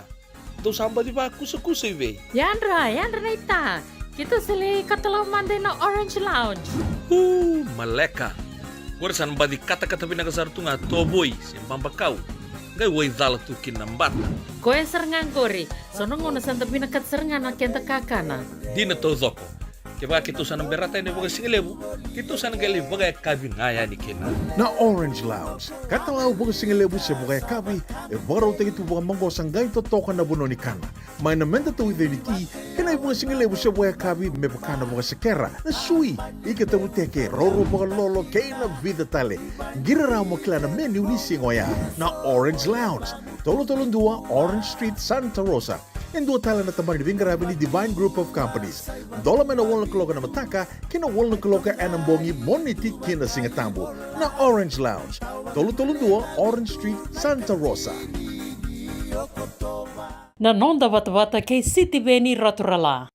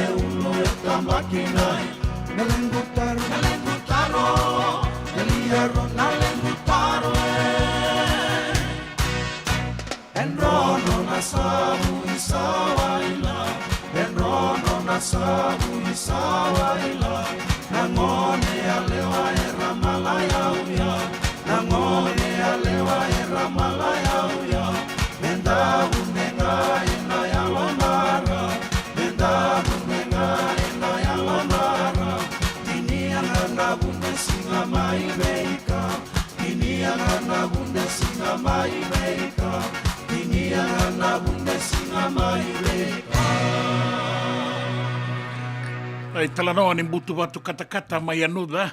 Enta boga bina bina ka kina veira na vi mata sere. Era mai boga maruta i kenda boga lasai kenda toka na singa lebu en daindai. En a radio mbulam dua bata San Francisco. Kauti kenda bata mai. Boga mbula tiko e ni veira tu na ilaola i maya. E roani na sila. Tola bina e ngusako anu e tiko oru na rilangano na momo nimbila na sere ni lendu mangitin lendu banua. Ya irikuan okoru awa isele na nakulu me nairai erde wa ebinakanga nakulu sa bea isa ai dai there ko nakulu ni nairai ya bina bole na sema na metu isuka lembai balu wasabulu lambasa Simeone Tamusua angasa ni buli boga dengo metu lembai balu ke pate kete lalo totoka na rorongo ni i sere binaga boga lebu totoka talenganda be semati tiko mai binaga boga lebu de bewe kani Joe M Muriwanga sambu turanganda tuirara lebu binaga boga lebu sama rongo den satu tiko na bulare binaga boga lebu tuirara rupe ni dama mo bulage mu o Samuel na Israel ngendon na rubu kira wase taka baten do nga na sabati ko may gono no itukutuku bula na karatu tawu daru sebembi ngamay in a strategic headquarters in a Berkeley Crescent esa sanen de sarai iyon dinasar au sa lolo may ni ke muni kalunga tatiko na bengarabi kira bukas ngale buto ko ngango ke na maramatinangu o wainikiti tuilawa nagabogalebu samu nagabogalebu kalungat no senilo ligora wow mengai sota ni singa waruai iyo saru yendende talen singa waruai kan met sota ngani kuwa seni mataka nagabogalebu gora isoa abokalata ni bula binaka stino to kona mai ni silandi rongo binaka tuka ni makarisese binaka toka na biau libo ni radio bulan dua bata ango na Victoria Park Market Auckland New Zealandi serea nangio ni bula binaka kemuni ni bula binaka met kameli sematiko ni mai buo mai lambasa sabi nakabogale ni takin daw magatiko ng raki Ricardo Paul na nomundo songo ngay bodo risika buka ruay mena St. Thomas na nomundo Kababerl bula binaka kay nando na kay utay tiko na kenay buka langgaw tumaingo na suaya shipping law toka pero to kedenga na daw buka rorongo tiko yani pinakabogale mo daw sema tiko yani o leki mabeniana anaisi ratu o sea bukan bibinga beir ke desar na leweni koro may tabuya pinakabogale usara kemuni pinakabogale buni taktiko ni dona mo ni madwa na katwa na mundo barrel na singa buka ruway tambuyang go kemuni may tabuya may rewa we botay tiko yani ngiro Paul Ricardo binandurigi epeli abala rongo binakatiko na sere nararama place makoi pinakabogalebu epeli na Danieli na Cornivalu tolo binarigi apenisa apagarewa pinakabogalebu na italanoa pinakabogalebu na besematitiko may na singalebu endai yani emerke kinanonda bonu ena sana tirikaba may bitim bulare go Aquilamb ayar apenisa apagarewa nambo green pinakabogalebu nambo green na rongo tiko may nanronga may nabutu pinakabogalebu na sani kawakawa ngole na sani matawe na corona butu pinakabogalebu waisea bushanti atende ngay bulan tiko may tao may nawito to na pingarabi pinakabogalebu happy Fiji day pinakabogalebu na bukan ini pinakatiko may mosese ang bakitini bula pinakamatagali bula pinaka da barau be matitiko eni gwana itukutuku ena nonda banua bata ke na be sai burura ena dona kaloko enda nanga ito manatiko na nonda be ngarapi ai bagalanga ungo Aquilumban bagarongo tonga ningo na ingasi State House semi ramasima sailosi bata ke na bulewanga binakabogale besar apa ni sabang rewa Bunda na kinay walangaw in radio bulan dua bata San Francisco kauti kenda bata mai.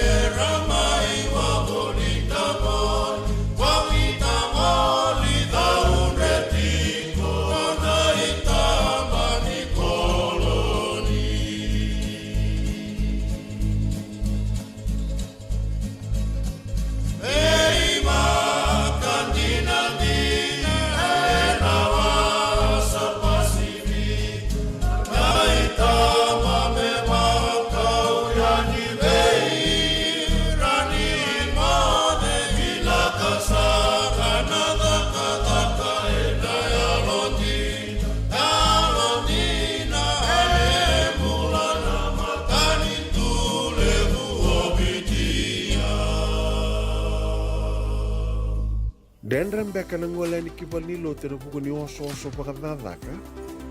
Sen drakin-drakita beka na itos-tos nimbula, kuo ni lenga sinui gawa-gawa. Nana magi mai kina programu warotaki, mai vera tau na New Methodist Christian Fellowship USA, nongu chisu, nongu banua. Rongo na vima manione na kabini buku lulu bei Kemando e California, vima mani dua na singilewu ni lotu lewu bei Kemando e viti, and a radio bulando wata San Francisco, me kauti kanta wata mai. Nanonda wata-wata kay sitiweni raturala.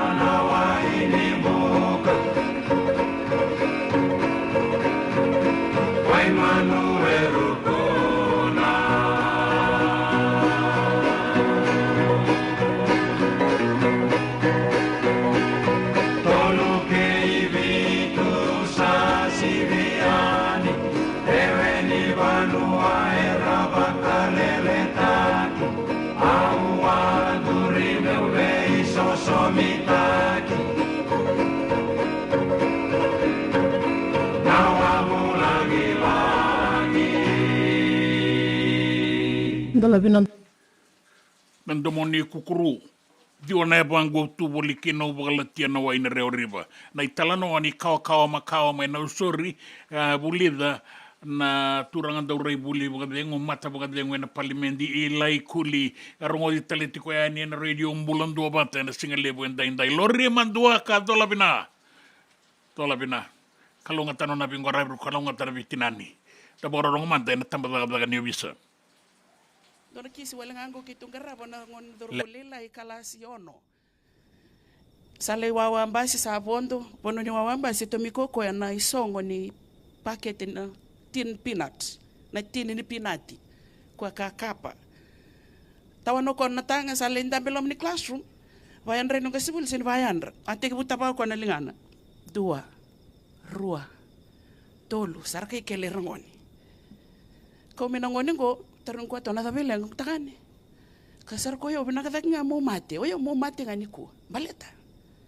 Atakalila kayo na mo sileno wa nung lunchbox. Kay daba. O ang uli daba na noa. Iyo adaba sarli tabakin na lingam. Ito na kami biya o kay wakila ki o sa kinto mo kiko nga mo sa kay sudumay. Iko binakatak nga mo mate levian yo saba mo sirvali mo nung gabok.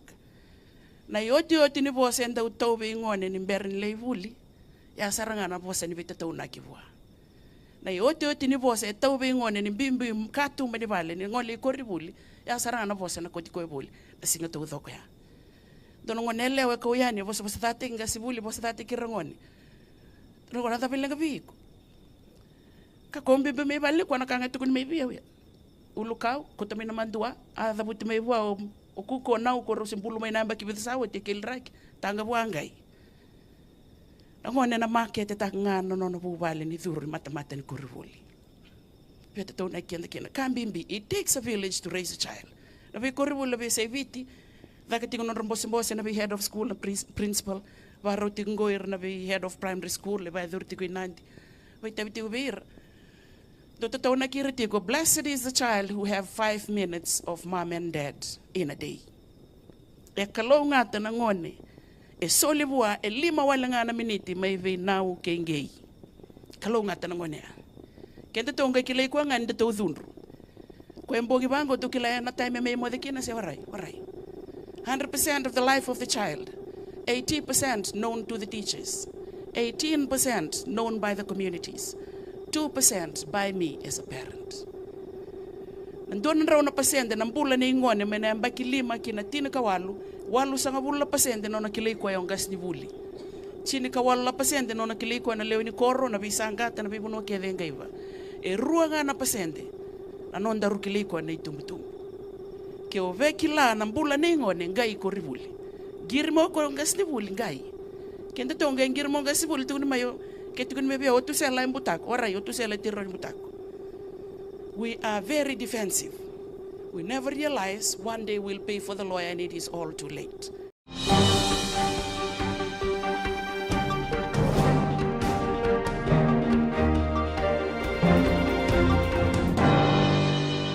Tukutuku na nonda banua.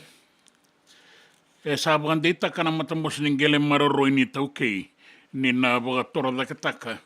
Na itiko so na be tiki ningele senga ni bagandeta ki karatawani tiko nangaunango rua nan rau bitu sanga bulu kaba na matabu bale mai wainda mondamo sana soli na non release kana matambo ni ngele marro ni taukei ni sa to boleango na tubo bo ni be bagatoro dakataki kasa kuniki na pasanga bulu karua na koro seni bubale na koro wasanga bulu karua na itiko sanga ni bagande taki bagongo merasa bagator taki so sanga rabitiko nangaunango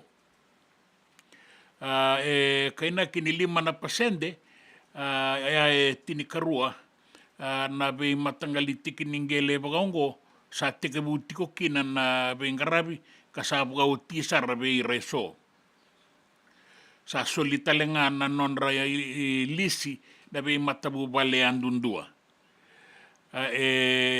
tini kadiwa na pesende e vitu na koro e sana bagande itaki kasanga rabi taliti ko ngai na ngaunango kana soli tale nga beira na itau keningele andundua na non release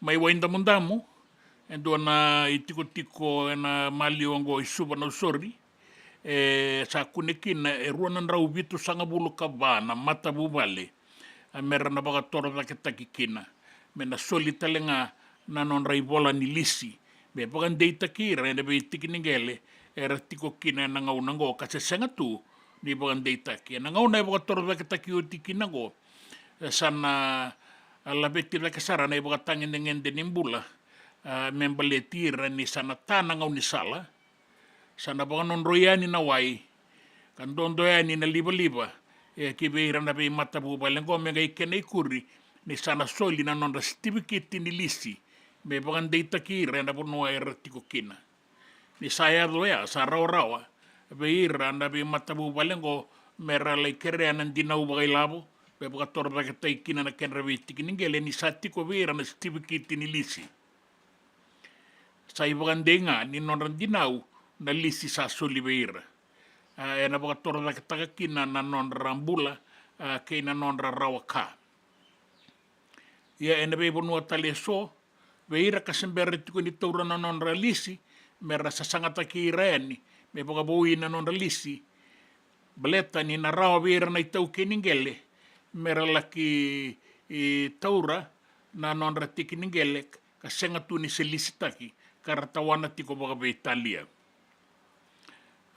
kaina kana matambosi ningele maroro ini tau kei ni sa binakati me da toso kiliu me da tawana na be tiko eso e rawa kina be kenda me da boga toro da kataka na non dambula ka senga ninda tiko nga boga be Italia ka senga tuna lisi senga tuna kenei bola ka senga taletunga ni boga ndeita kina non da tiko e na be tiki ningelengo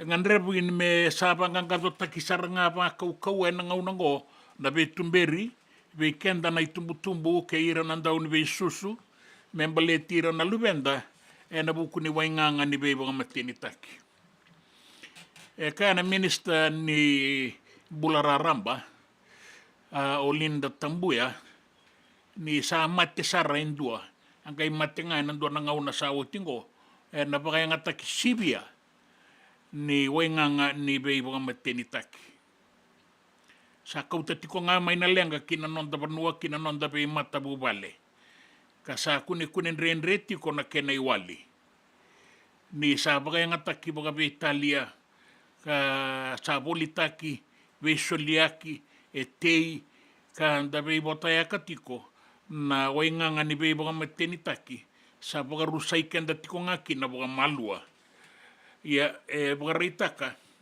ni nondono menda baga sangaraya na kena iwali me rawan ni tu binaka kina ng bula me rawan ni danuitaka ng bula binaka kina ng bula ngalala be ira na lubenda tiko na ngaunango enda be kornibuli baleta ni sa rawan me ngalala may na ibesu ni wainganga ni be bunga mateni taki sa bagalenggasar na non da tiko na non dambula kaya tambuya lebu na buba le resanga tiko ni kila na iwali ni wainganga ni saku ne beira na lubenra beira tiko na non da tiko e vale resanga ni kila menangarabi bagababa se merna baga toro da taki bagababa yango eroni beibu ke kina na mata ni tu kanda beibu ke talenga kina na lewe ni banua endangalala mai na ibesu ni wainganga ni beibu nga mateni taki kinang gito doon na robo buli ni tu may matabatu do na Queen Victoria School sa mga Domingo melaki tiko na kornibuli ning gito ni Swaya Shipping Rua tiko doon na itubatuba na timinin Rua mera baga toro da ketakikina na nondangone kunen ni rasa rawata toka doon na ibaga tangin dingin dibina kaning gito na dhaurawo ngo mai matapatu dho malili na ubasi na dhaurawo ni ratambu mai nandi sa boka durumi talengani mela kito mani rato na lewetini rato sa kune mai na bei vanua rato ngito tiko kina rato la kitumberi kala kibuli en bei tumberi ninrua kangarabatiko o ifere mirawanga na inaki ni non rabuka durumi i taundonu tiko ni nangone buli de lako totolo na non rai ke na non rabengara binda be kalabu ningito mai banuatani kara lako kina na non tangone en non laki tumberi merabuli karangito talenga na be banuatani era satiko kina iana kenango sa kalunga takina o maleli na ubasi ke rato na lewe da rato sa tauri rawango di rato setiko e kornibuli merna laki buli talenga ka tumberi nangito me baka torda ka takikina na non rakilaki na non ramangosta nangito na rakabi na ituba ni swire shipping rua program dona be bazu na boga dori na mo ni bulangona ke rosanga bulkaono ni singa na pala takikina itulu na beleti ka arna mai boga itabikina so na daungito mai bonuatani ngoe na duanga na bongi duana ituba ngo rambiu watakina so na daungito so na daubi bazu merna ngito kina na duanga na bongi ndare sarabira to doko kina na bulangin do kayo Sunny Bill Williams na daungito rakabi mai New Zealandi mena bulangin do kaya na soto ngo na bagay dori may nandi ka na sarabi tiko kina na non ray buki so na daunggito kilay na non day wasin ni burabura me bakata ki Winston Hill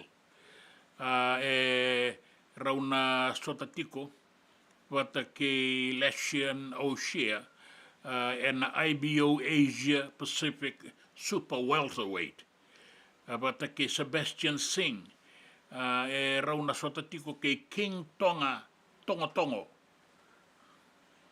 pala taki talengaki na ng beleti na cruiserweight ranggito talenga sona no da dorbo me bakata ki Chese Ravundi raw na sota ke na dorbo ni Vanuatu o Roy Sir ya sandei ko to na kena itubo-tubongo me na bagay dori nanggito na Prince Charles Park may nandi na karusanga bulkaono ni singa may bunuatani sa kata-kata tiko nga na be sabosa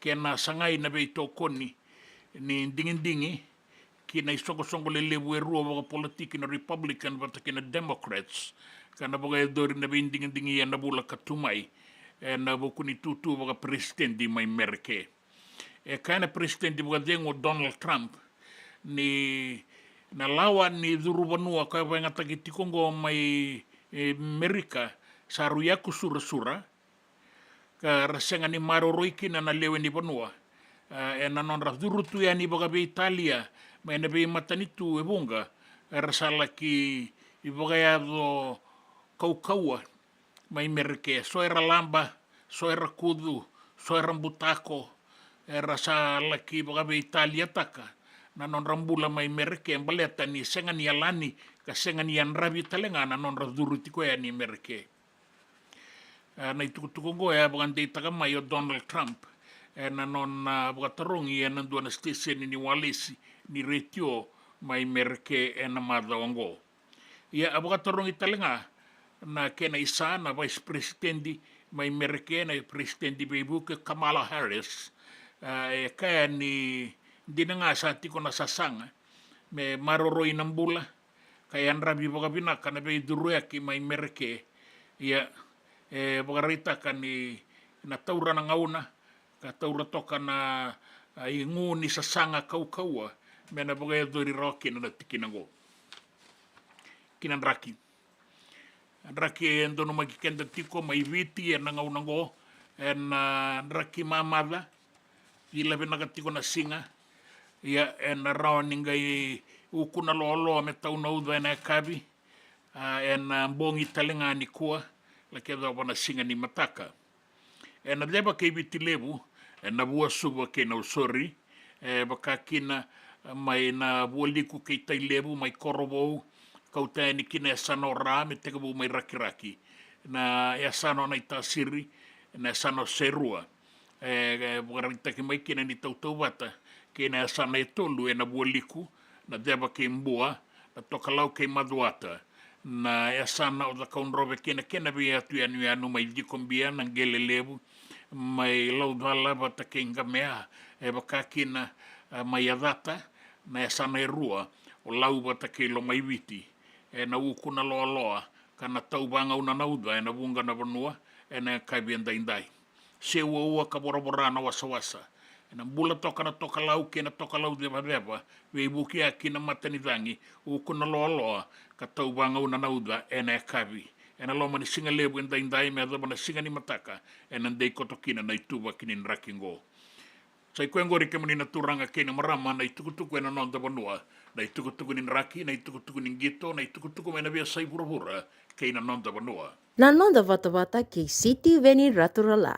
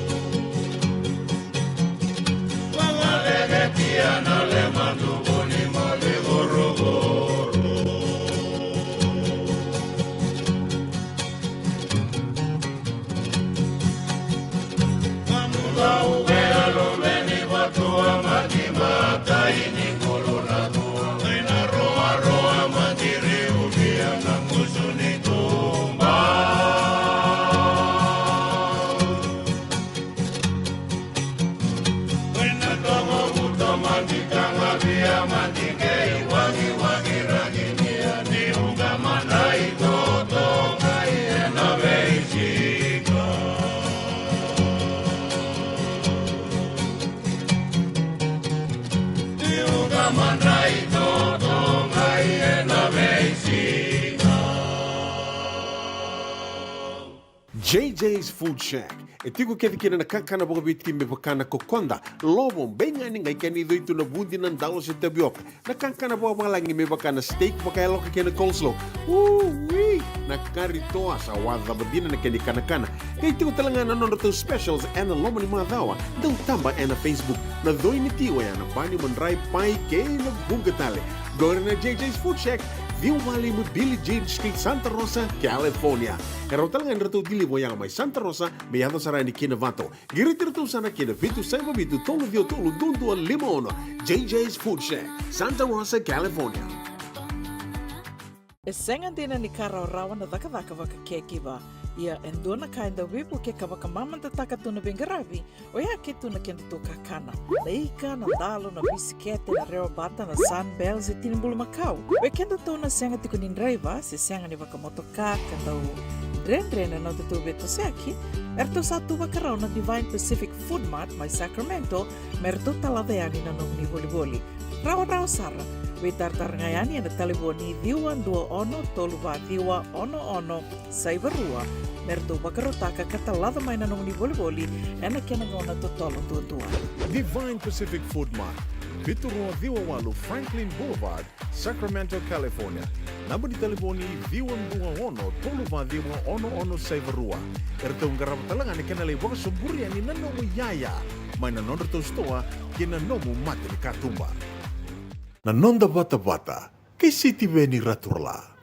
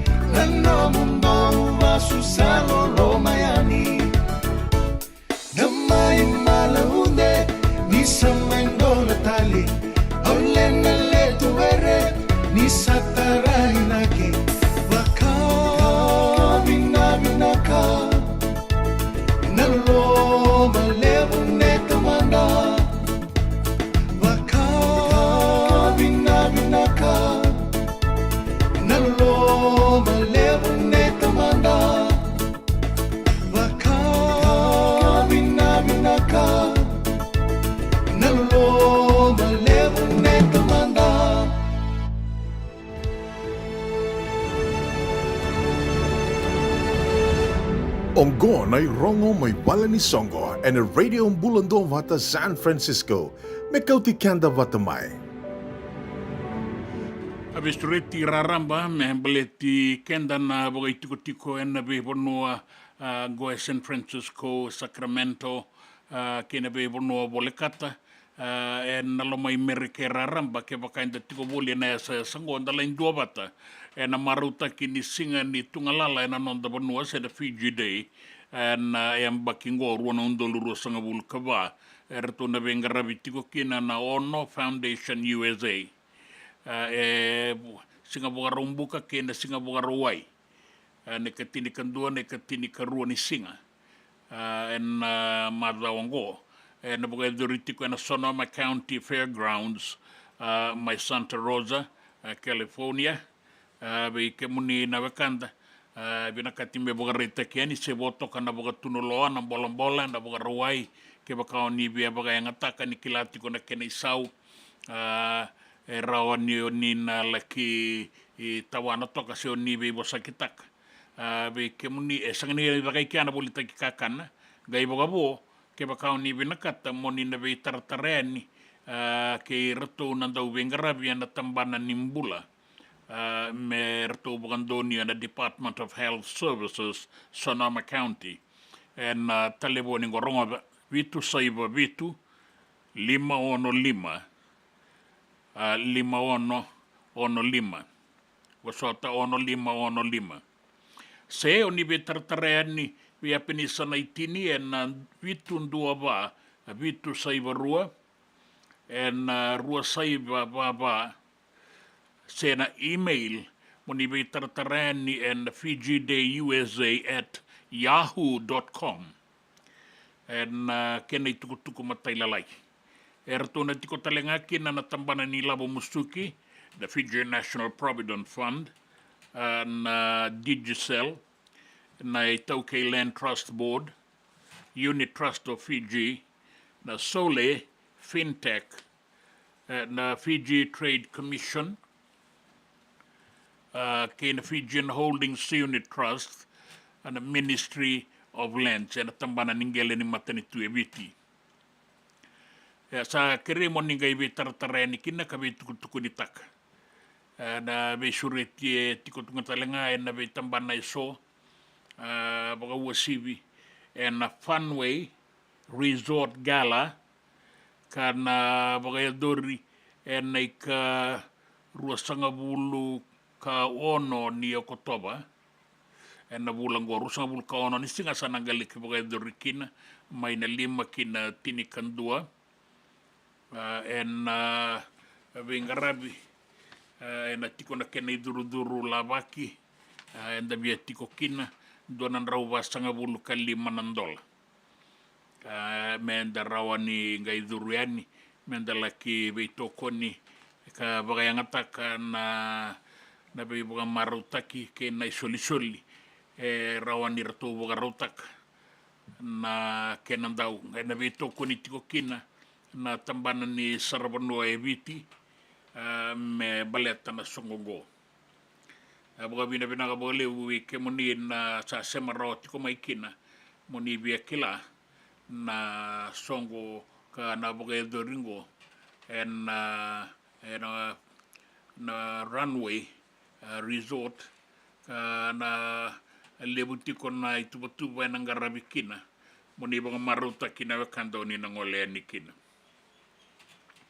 Na no mundo masu na lewe ni songo ni ANCF Group 2 na no mundo cell en boga dorido na sana kilati ko na kena iloku en katalau masu na boga dorine kawalu ni Okotoba karena boga doriti ko en 225 na Pacific Avenue Santa Rosa.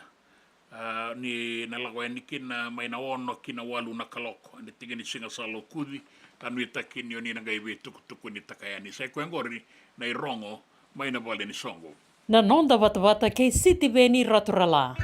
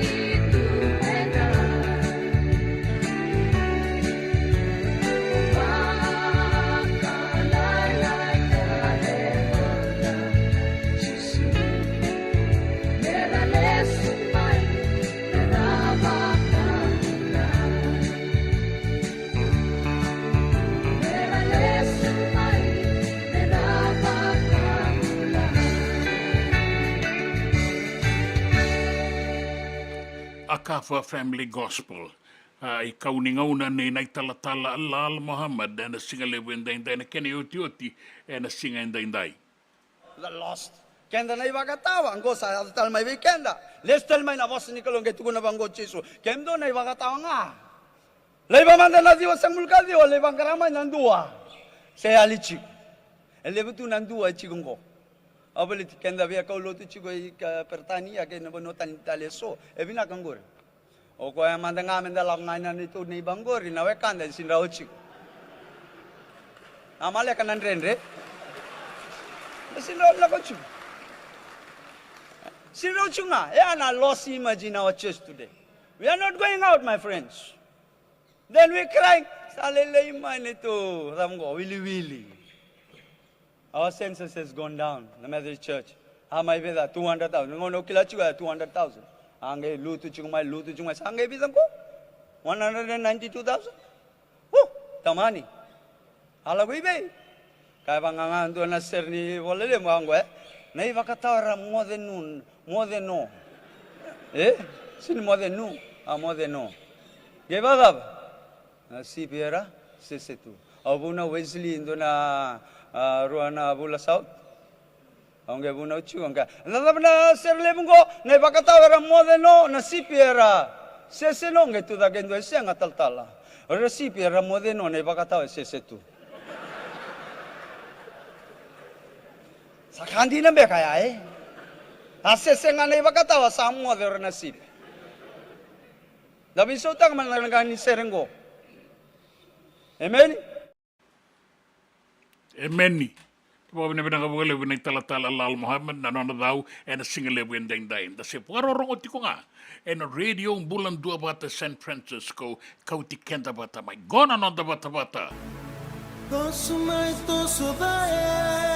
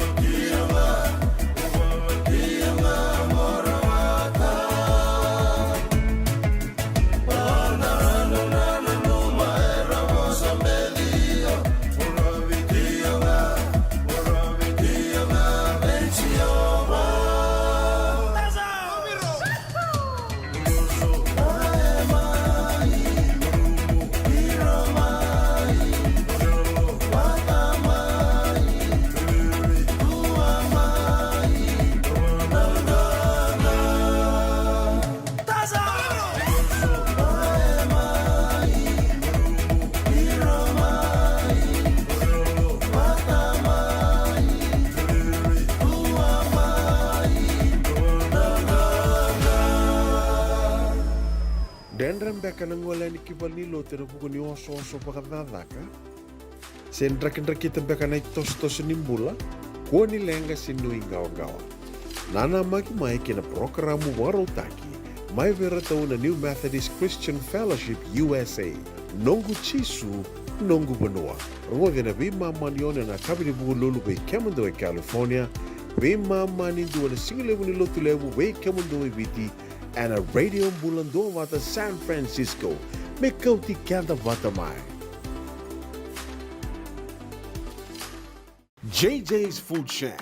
E tiku kedi kina na kakana boka biti me pakana kokonda. Lobon benga ni ngai kani doitu na bundi na ndalo se tabioka. Na kakana boka malangi me pakana steak pakai loka kena coleslaw.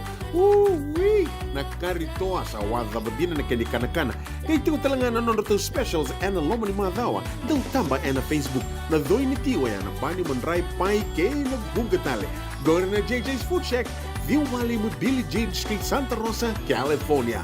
Pero talagang rito dili mo yang may Santa Rosa, may yato sarani kinavato. Girit-rito sana kinavitu sa mabitu tolo dio tolo dundu al limono. JJ's Food Shack, Santa Rosa, California. E senga dina ni kara rawa na daka waka keki ba. Ia endona kainda wipu ke kawaka mamanta taka tuna bengaravi, o ia ke tuna kenda to kakana. Leika, na dalo, na bisikete, na reo bata, na sunbells e tinimbulu makau. We kenda to na senga tiku nindreiva, se senga ni waka motoka, kanda o drendre na tutu beto seaki, erto satu wakarao na Divine Pacific Food Mart, mai Sacramento, merto talaveani na nung ni voliboli. Rao sara. We tartarngayani na taliboni diwa dua ono toluva diwa ono saibarua merto bakarotaka katalada mai na nung ni voliboli ena kena ngona totolo tua. Divine Pacific Food Mart. Viturua Diwa Walu Franklin Boulevard, Sacramento, California. Namba di telefoni Diwa ono toluva diwa ono saibarua. Erto ngarabatalangan ni kanale waka suburi ani nanomu yaya. Mai na nondro to stoa kina nomu mate ni katumba. Na nonda bata-bata, kay City Veni Raturla.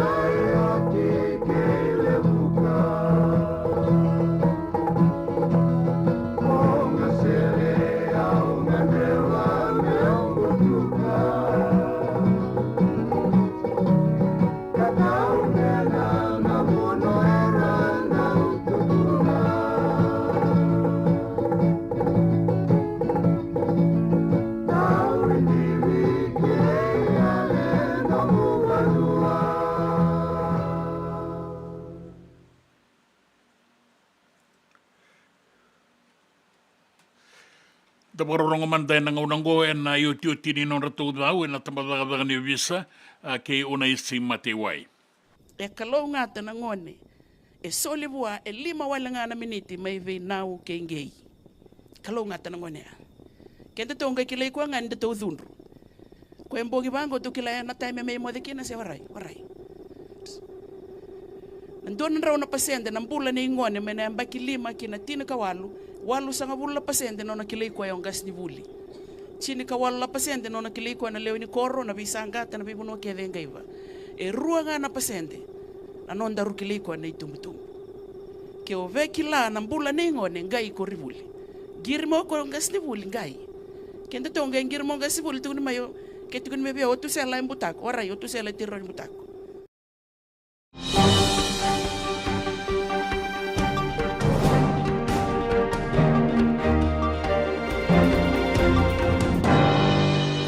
E ulutanga ni tukutuku na singa indai. Sa bakan donu ya na matambosa ninggele maroro ni taukei me na baka toro takataka e pasanga bulu karua na koro senga ni bakan deitaki. Me rao ni baka toro takataki kina na non rambula o ira tawana tiko. E ruanan rau bitu sanga bulu kaba na matabu vale mai waindamundamu e sana soli na non raibola ni lisi me rarawa ni tawana na tiko tiko kina na be tiki ningele tawana tiko na ngaunango me rani baka toro takataki kina na non rambula. E baka reitaka na minister ni Mbula Raramba o Lydia Tambua ni endondonu menda saka wai taka baka lebu ka baka itabi na be taurilinga taki ni baka rusai ni wainganga ni be baka mateni taki. Doana turanga yang kai mate walenga na doana ngauna leka sauti na baka yang ataki sibia ni wainganga ni be baka mateni taki. Sandondonu me taka wai taka. Mera ni baka sanggarai na kena iwali. Mera kaku ni baka dalai se baka siseki na luwenda.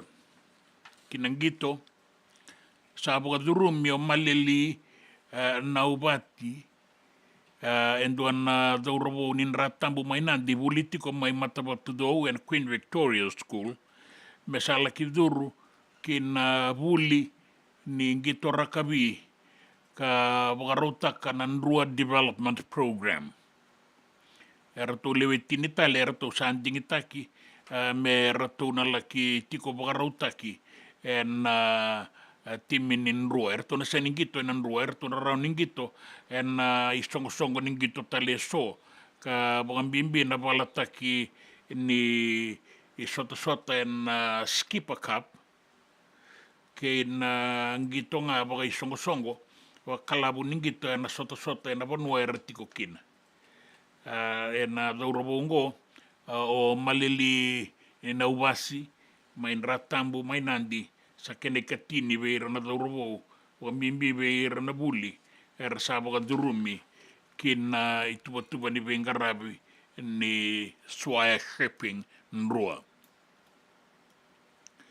Doon na ituba-tuba ni bebadu na numina baka doon ko ni karuas nga bulkaon ni singa na lebusara na biya laki saraba balete ni na palataki kina tulo ng beleti ni bebadu nang gito tiko kina so me bakata ki Winston Hill na nonda do robo chambe ni tiko nang unang go meron na sota kay Lakam O'Shea me baleta na IBO Asia Pacific Super Welterweight bata kay Sebastian Singh meron na sota kay Tongo mero balataka na IBO Super Cruiserweight.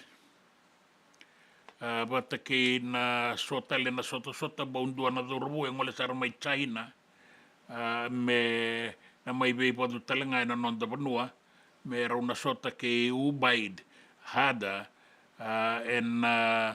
kena sangay ng belit in IBO Asia Pacific Featherweight. O ya, nakaruas sa nga bulkawan ni Singa na Prince Charles Park, may nandi. Na itukutukunin raki na sanga ni Besawa, nanday koto na kena itubaki ang dono makandainday, na raki na nonda banua, na barabi ni veva kei vitilevu, me teka bu mai suva na bua na usori, na sano se rua wata ke na mosi, na sano na itasiri, kau te ani ki korobo utailevu, na sano rā, me teka bu mai rakiraki, e sano e tolu mai na bua liku, na sano umbua e na veva, na sano maduata ki na tokalau, ke na sano da kaunrobe na kenevi atu anu lalai, me wata ki vikombia, ke na anu nang gelelevu, laudala, o tabe uni wata ke adata, o ka kina na sana e rua, na sana lo mai viti ke na sana lau. Na tau wanga una na uda, na bebu kia kina matani dangi, mai na tokalau deba, se ua rauni borabora na wasa. Nraki sembera mai, e na sanga ni beisau. Paiak se a malelei ko ngangachpora at koa. E koe ngore ke menina turanga ke na marama na tukutuku ni raki, na tukutuku ni gito, na ulutanga ni tukutuku e na beisai burabura ke na nonda vanua. Na nonda bata, ke siti veni raturla.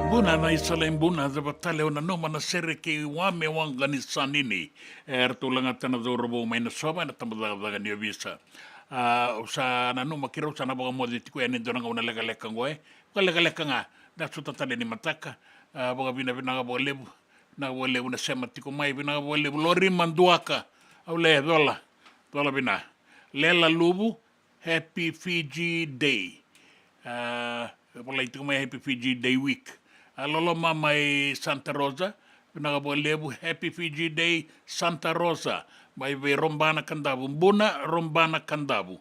Pinaka lebu lela, pinaka lebu mbuna, bata ke ratu Rusia te komaitai, nimbula pinaka.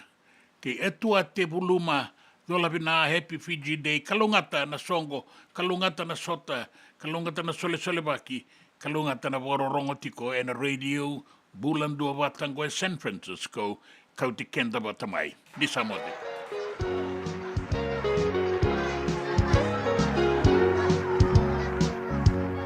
Lebu na mosa e dau rongo mai tumba. E rakaya ni utimi ruka. Au vingo magalu boli.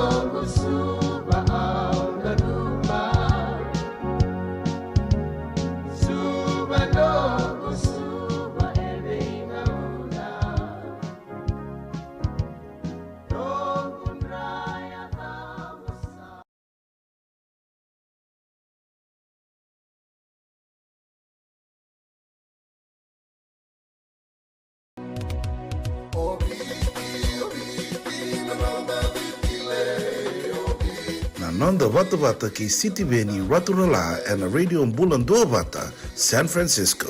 Me Kochi Kenda Vatamai.